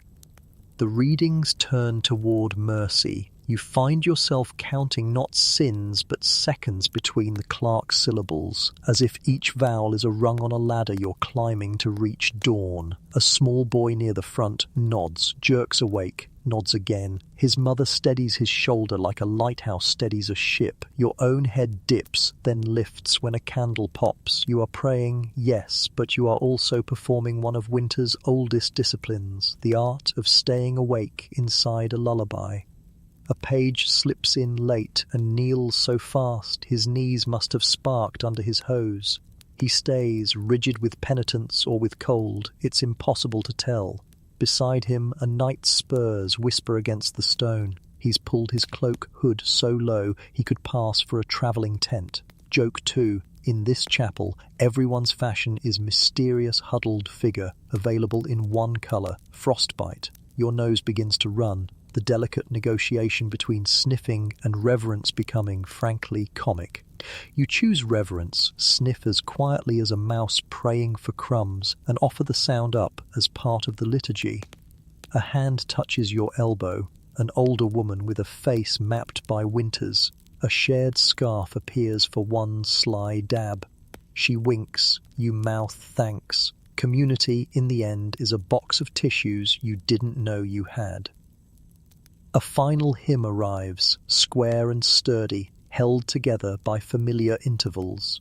You sing on the exhale, because the inhale hurts. The stone under your knees becomes less enemy, more anchor. You fix your eyes on the icon of a pale Christ whose painted toes look as cold as yours. You think, if holiness can withstand this draft, maybe I can withstand the next one too. The dismissal is quiet, like water poured. People rise carefully, old joints negotiating peace deals with stone. A few linger to whisper prayers into the candlelight. One man lays a coin in a poor box with the tenderness of a kiss. You stand, and sensation rushes back to your knees with tiny bite marks. Joke 3. Behold a miracle. Your legs resurrected with pins and needles, saints of inconvenient timing. On your way out, you pause by the door, where the font has thawed into a cold that is merely insulting rather than aggressive. You dip 2 fingers, sign yourself, and feel the touch like glass. It clears your forehead, maybe with grace, maybe with goosebumps, and you smile, because in a night like this, the difference can be academic. Outside, the bell gives one last afterthought. A soft bronze yawn. You draw your cloak close and step back into the corridor, carrying with you the chapel's thin gold, light on your eyelids, smoke in your hair, a psalm line tucked into your pocket, none of which warm you, all of which keep you from giving up.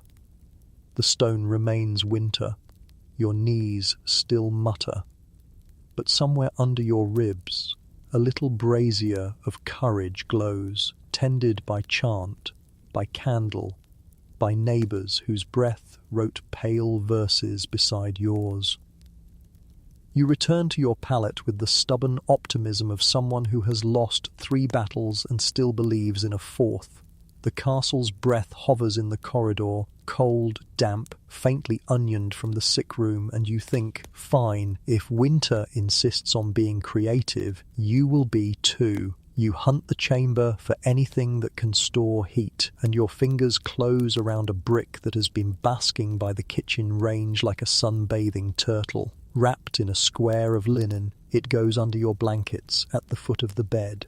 The first touch is bliss. Your toes, which have been auditioning for the role of icicles since dawn, thorint. Oh, something recognizable as feet.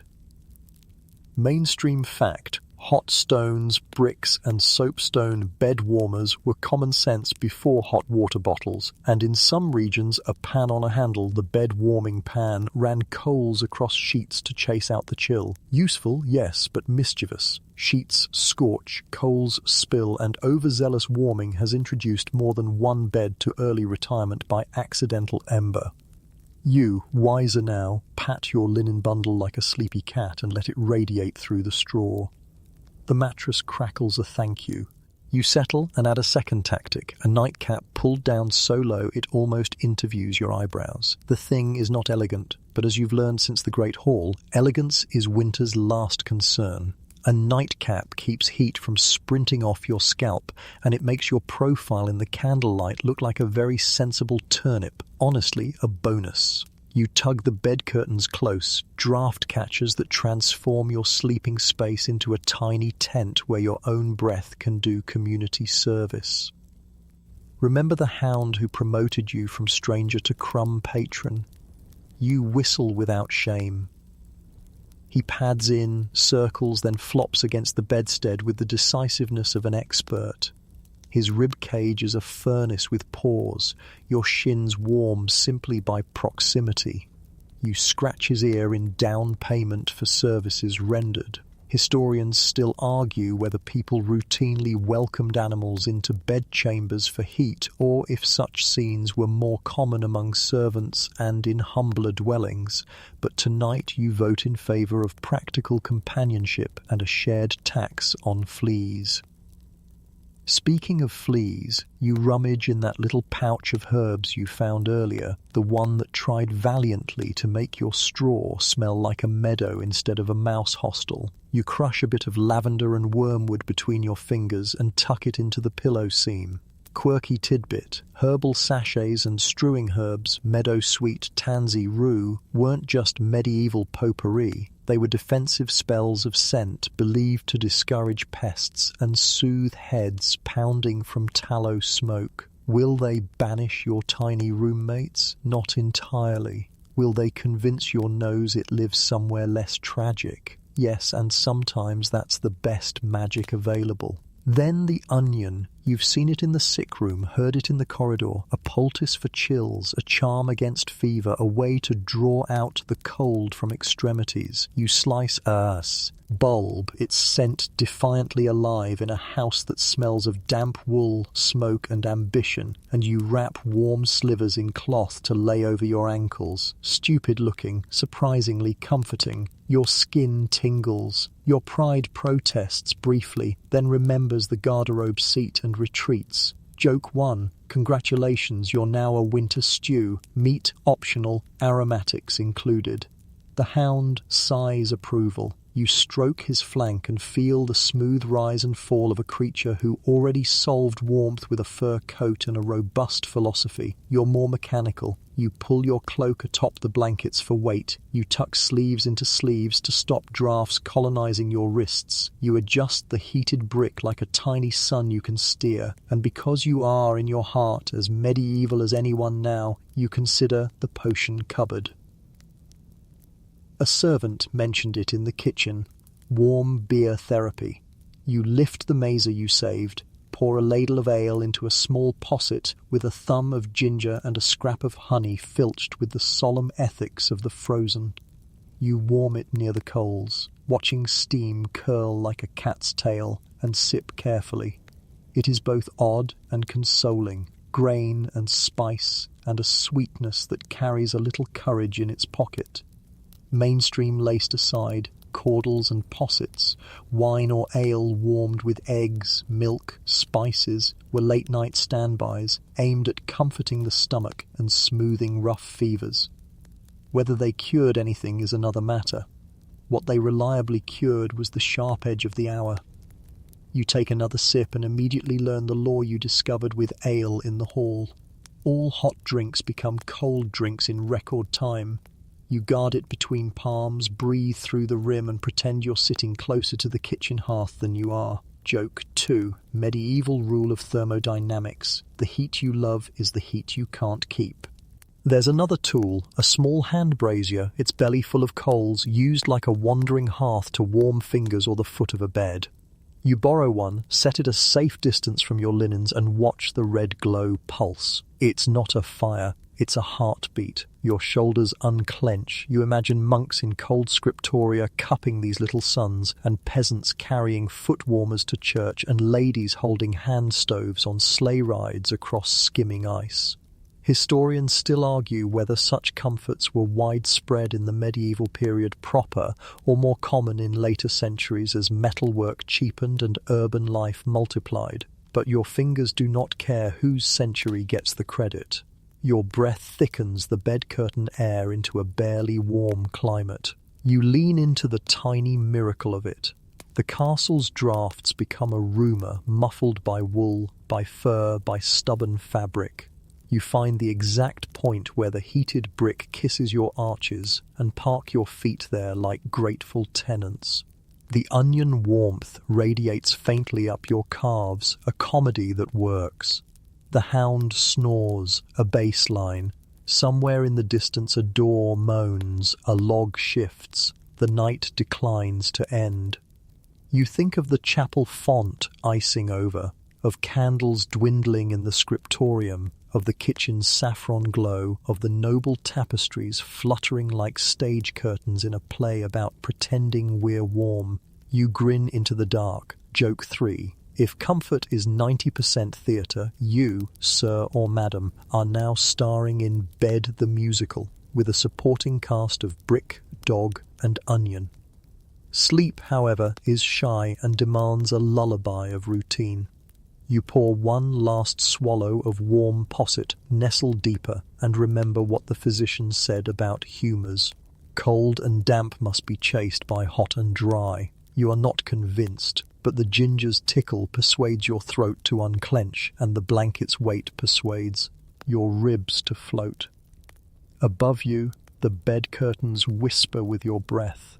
Inside you have made weather. A pocket of climate where your own body is the hearth and the walls a fabric you dragged into place with your hands. A thought passes like a moth at the candle. None of this is elegant, and yet all of it is culture.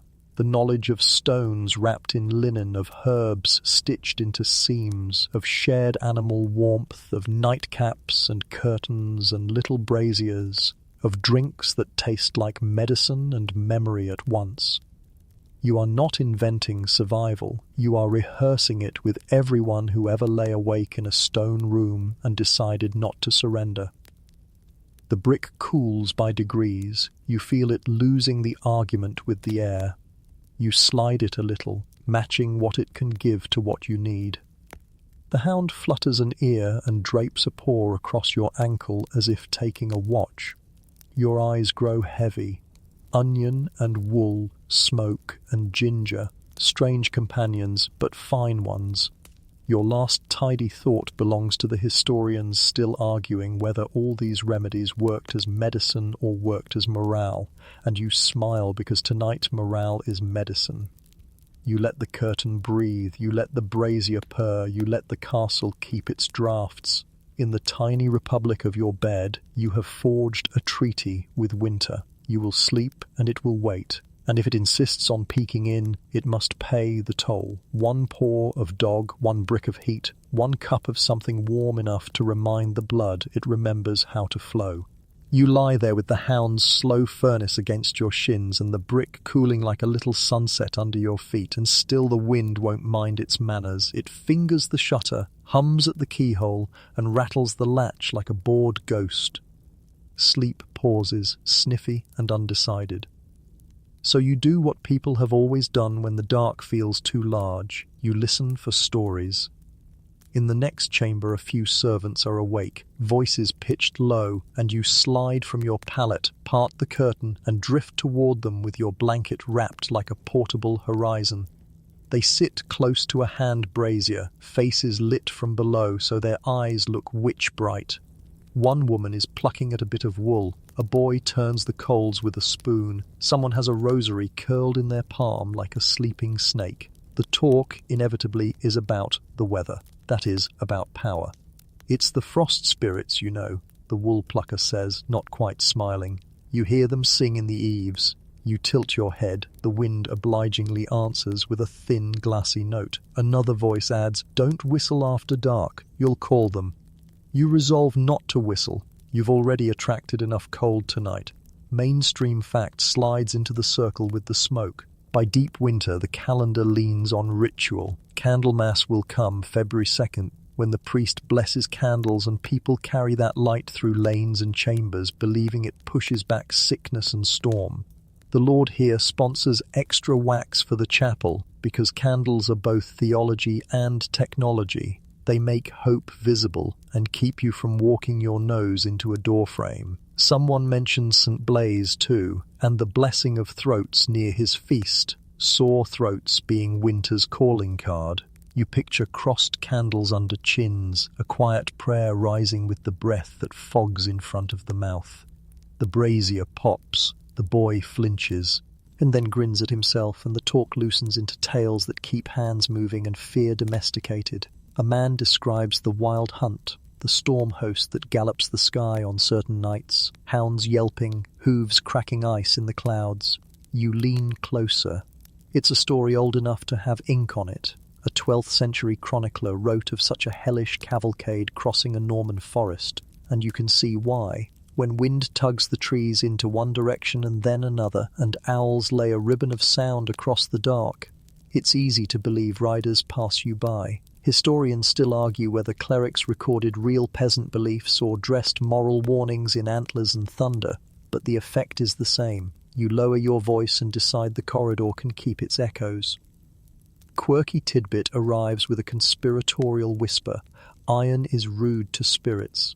Set a knife on the sill, hang a horseshoe near the door, tuck a pin in your cap, and the cold's mischief might choose the neighbour instead. The wool plucker says her mother pressed bread and salt into a threshold before the first real freeze, a treaty with whatever walked the lane at night. You imagine bread going stale into a charm and think, if the frost can be bargained with, tonight you are ready to negotiate like a champion. Joke 1. You'd happily hang your entire cutlery drawer from the rafters if it would stop the draft from rifling your blankets. The talk wanders to the orchard, how in the depth of winter some will sing there and bang pots. Not yet, that joy belongs to festivals, but to keep the trees from sleeping too hard. Wake kindly, the song says, and you note the logic. Even fruit needs encouragement in a climate that forgets mercy. My gran swore by a red string around the pump, another says. Else water sulks. You keep your face solemn because, of course, water has been sulking all day. Out in the hallway, a steward passes with a coil of chalk and a list for the priest. Masses to be said for travellers stranded in snowdrifts. Wax ode to a saint whose statue weeps condensation the way people weep patience. Nobles, for all their fur and velvet, invest in piety like insulation, endow an altar light, sponsor a procession, pay for bread alms on the hardest mornings. You don't mock it. In a stone fridge of a world, any flame that stays lit without you standing over it is a public utility. The boy leans closer to the brazier and says, "My uncle saw frost devils by the mill." The room hums in a practiced, polite maybe. He describes little whirlwinds skipping the river, wearing hats made of powdered ice. You remember seeing the wind lift snow like smoke and let the picture stay. The woman with the wool answers with another protective trick. Draw a circle with coal around your brazier, and the spark sprites won't hop out to dance on your rushes. You consider drawing a circle around your whole life. You add your own contribution, gently, because you are a guest in their fears. A monk once warned about storm makers, people accused of raising tempests to ruin crops or punish enemies. Another monk answered that weather is God's business, not men's, and wrote a whole complaint about believing otherwise. The idea lands like a log in a fire, sparks, then steady heat. Either way, someone says, we bank the coals and we pray. Practical theology, you think. Build the wall, bless the wall, set a dog to sleep against it, layer your defenses, double your chances. Joke 2 joins the circle with a bow. If we must appease frost spirits, perhaps we can offer them my boots. They've already taken my toes, they might as well have the packaging. Laughter steals into the corners and kicks out a little of the dark. The hound thumps his tail, pleased with your comedic timing.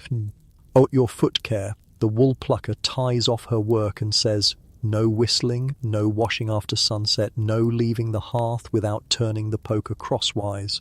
Little rules colonize the night, turning chaos into a house trained to your habits. You file them gladly. You have seen how routine keeps despair from getting ideas. Then she adds with a glance you can't read, and be civil to the white lady at the turn of the stair. You don't ask for details. Every castle has a staircase that doesn't like to be hurried. You think of the chapel, of the reliquary's pale sliver and the bell's bronze yawn, and feel the braid the night is making. Prayer and caution, saint and charm, candle and coal. Historians still argue whether fear of winter shaped medieval folklore more than piety did, or whether the two braided so tightly you can't pull them apart without unmaking the rope. Your conclusion is practical. You need both ends of that rope to climb into morning. The brazier's glow lowers itself like an eyelid. Someone covers it with a pot to tame it. Someone else murmurs a blessing that sounds suspiciously like a note to the household spirits about minding their manners. You stand, the blanket falling into line around your shoulders, and thank the circle for the stories, because stories are also insulation. Joke 3. Tonight's weather report: 30% chance of frost devils, 70% chance of you sleeping with a knife on the sill and pretending it's for folklore, not for rats. Back in your pallet's little republic, you tuck the knife under the pillow, not to stab the cold, but to humour the ancestors, and slide your feet onto the brick's last gold. You pat the hound, who has turned himself into a pastry of warmth, and close the curtains. Outside, the wind gallops or it doesn't. Riders pass or they don't. Inside, you breathe 3 slow breaths, tasting a faint memory of ginger, and let the blessed candle of story burn behind your eyes. Whether the night is full of saints or sprites, you meet it the same way, with a wrapped brick, a faithful dog, a few good names to call on, and a rule you've invented for yourself: no whistling, and if you must talk to the dark, be polite. The hound snores softly against your ankles, and you envy him. The natural fur coat, the knack for sleeping anywhere, the casual shrug at winter's bite. You lie awake a while longer, then tug open the bed curtain and wander to the stables, following the faint musk of hay and animals. The moment you step inside, a different kind of warmth greets you. Not fire, not sun, but the humid, breathing warmth of bodies. Horses shift in their stalls, steam rising from their nostrils like dragon breath in miniature. You inhale and the air is thick, a little sour with manure, but blessedly above freezing. Mainstream fact: in many medieval castles and villages, people relied heavily on animal heat during the winter. Animals were sheltered in outbuildings close to human quarters, and in some homes, livestock even shared space with people for warmth. The logic was practical: better a smelly bed than a frozen one. Here in the stables, the principle is obvious. The air is several degrees kinder than the courtyard outside. You shuffle closer to one of the horses. Its flank radiates heat like a great living stove. You place your hand against its side, and the steady warmth seeps through your fingers. The animal flicks an ear, accepts your intrusion, and keeps chewing hay. The dog curls at your feet, sighing happily as if he knows you've discovered the castle's truest hearth. A stable boy peeks up from the straw, startled. He's bundled in rags, face smeared with soot, eyes red from smoke and sleep. He nods at you, then goes back to mucking a stall. His movements are slow but steady, part of a rhythm he must repeat every morning and night, regardless of weather. He spreads fresh straw, and you realize, yes, that straw too is insulation, a blanket for hooves and bodies alike. Quirky tidbit. In harsher winters, people sometimes gathered in barns specifically to survive the night, a practice remembered in folk tales as sleeping with the beasts. You look around the stable and it doesn't seem foolish at all. You lean back against a post, close your eyes, and let the stable's living warmth wrap you.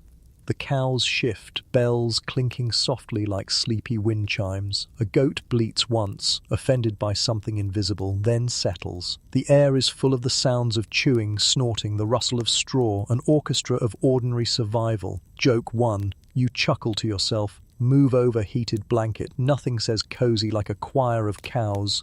A boy tips a bucket of water into a trough and the surface instantly films over with ice. He smashes it with a stick, muttering, then watches the animals drink. You realize even here, warmth and cold wrestle constantly. The beasts give heat, but the air steals it back, and every breath of steam is another tiny tax. You rub your hands together, grateful for the loan. The hound noses closer to a horse, then decides the horse's legs are too tall and curls back into your cloak. You scratch his ears, feeling how warm his fur is now, how steady his body.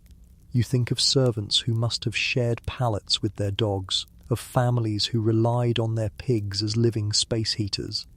Historians still argue whether this was widespread necessity or limited to poorer households, but here in the stable it makes perfect sense. Warmth is warmth, no matter the source. You drift toward a pile of hay, sink down, and immediately understand the appeal. The hay scratches, yes, but it also insulates, trapping your heat in a soft cocoon. The stable boy grins faintly at you as though to say, "See? We've known this secret all along." Joke 2, you whisper, 5-star review, rustic smell, lumpy mattress, but unbeatable central heating. Above, pigeons coo softly from the rafters, their feathers puffed against the cold. You remember your earlier irritation with droppings in the hall, but here, in the stable, even pigeons feel like part of the shared warmth economy. Their tiny bodies add to the living fire of the room. One of the cows shifts closer, its great body leaning toward you, and suddenly you're pressed between straw, dog, and cow flank. The weight of its warmth is astonishing. For a moment you're almost hot. You laugh softly, out of surprise, out of joy, out of the absurdity of finding comfort pressed against livestock. Joke 3, you murmur, luxury suite upgrade, includes comp, limentary cow cuddle. You rest there, drowsy in the strange coziness. The animals breathe, the boy hums a tune to himself, the dog snores. The world outside is still stone and frost, still wind and draught. But here, surrounded by beasts, you've discovered the one place in the castle where warmth isn't fleeting, it's alive, steaming, chewing, shifting, sighing.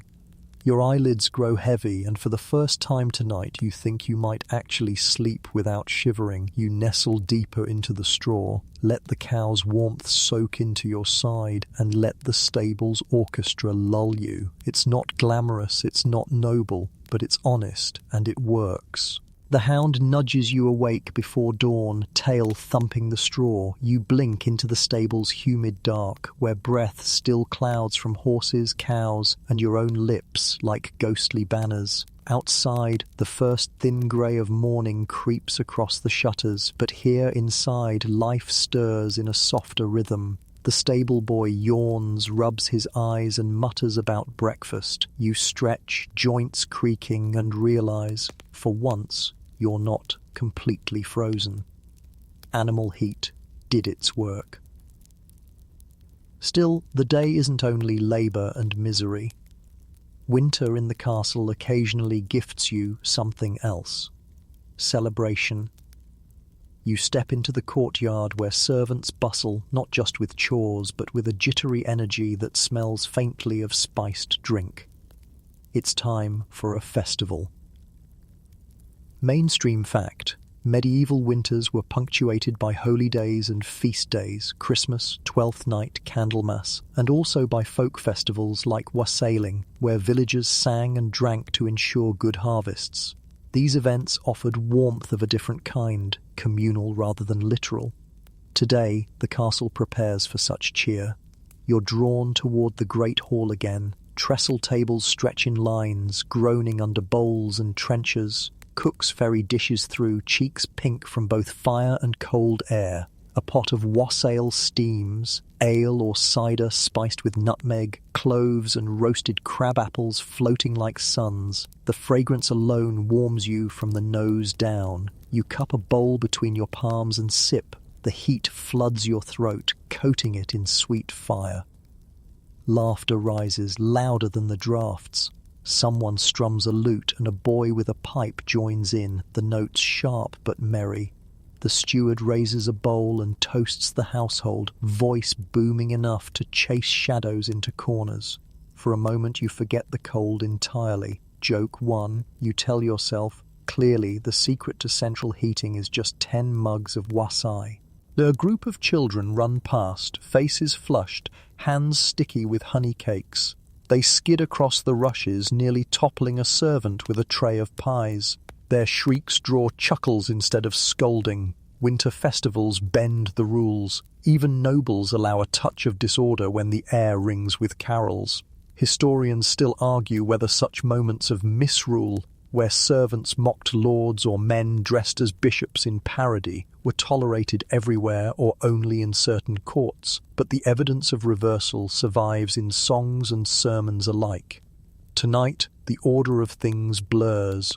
Warmth is shared through joy, not just through fire.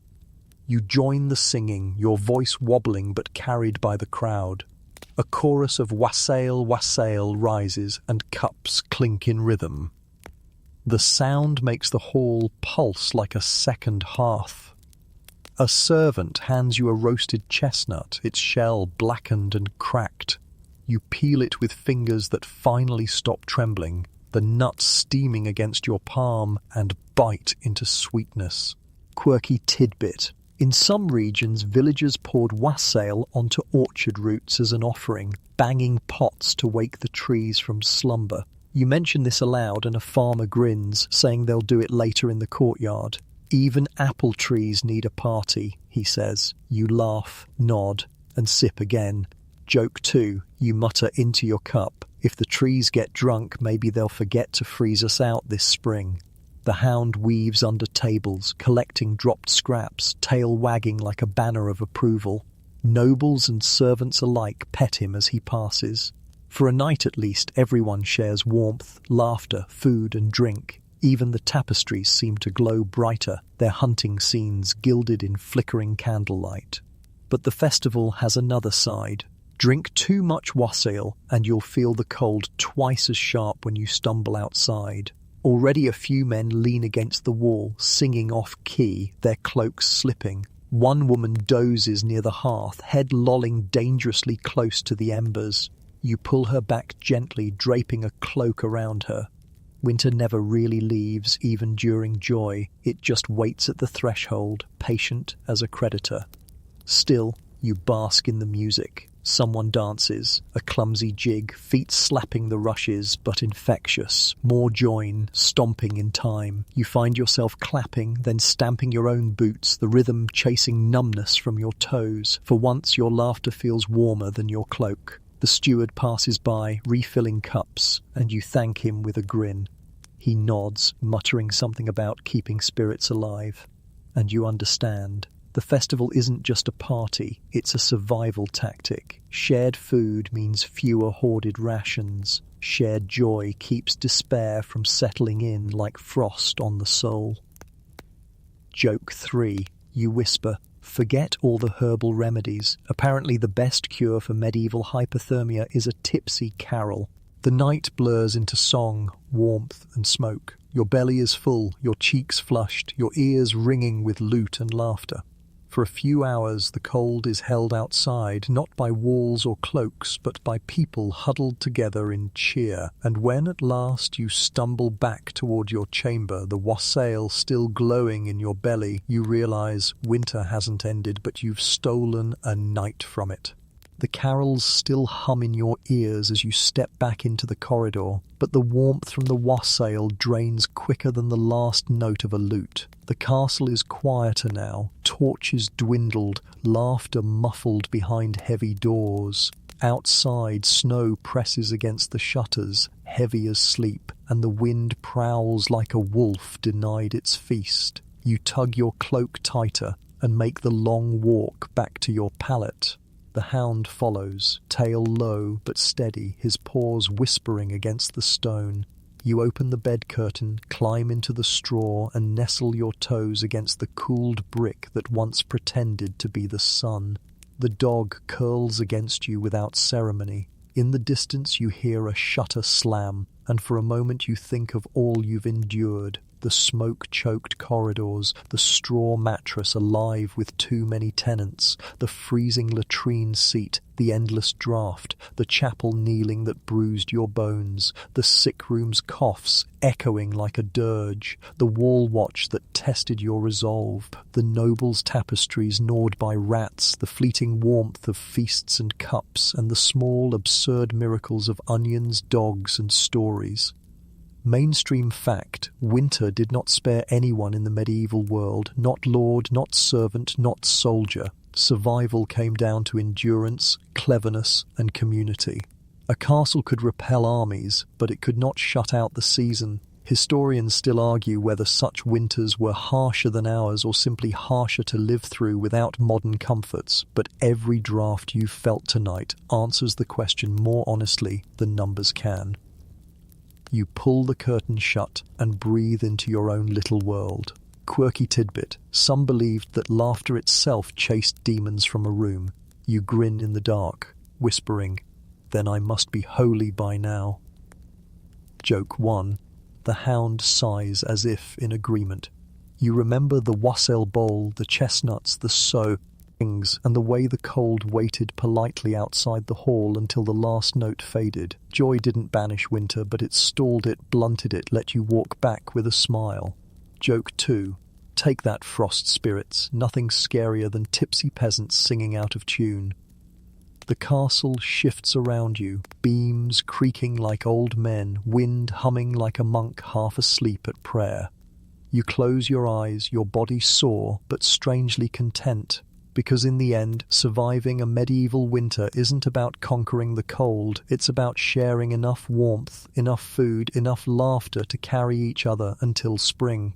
Joke 3. You chuckle softly. Who needs dragons? I've fought off a privy seat in January.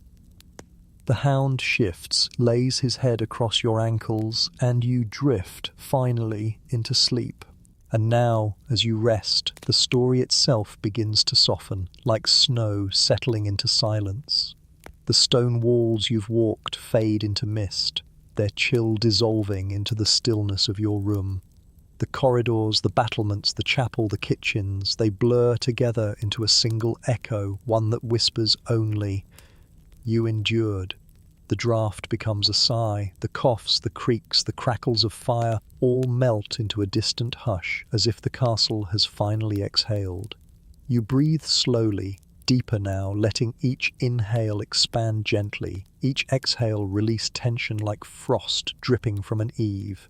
Your body, bundled in blankets, is warmer than any medieval chamber ever could be. The hound is only memory now, curled at your feet. Yet you still feel that steady heartbeat of comfort. Imagine it carrying you, soft and loyal, into the quietest corner of the night. Even the cold itself seems tired. The frost demons, the biting wind, the endless draughts, they've all gone to sleep, leaving only calm air, still and harmless. The last candle gutters down, not with a fight but with a sigh, the wick surrendering to rest. You don't need to watch it. You can let the dark take over, not as an enemy now, but as a blanket stretched across the world. Your thoughts lengthen like shadows, slowing, stretching until they dissolve. Each sound around you blends into something safe, something steady, something soft. You're no longer in a castle, no longer at war with stone and wind. You're simply here, in this quiet, in this moment, in this peace. So close your eyes fully now, let the story go, let the night hold you. Sleep is waiting, gentle and patient, and you are ready to meet it.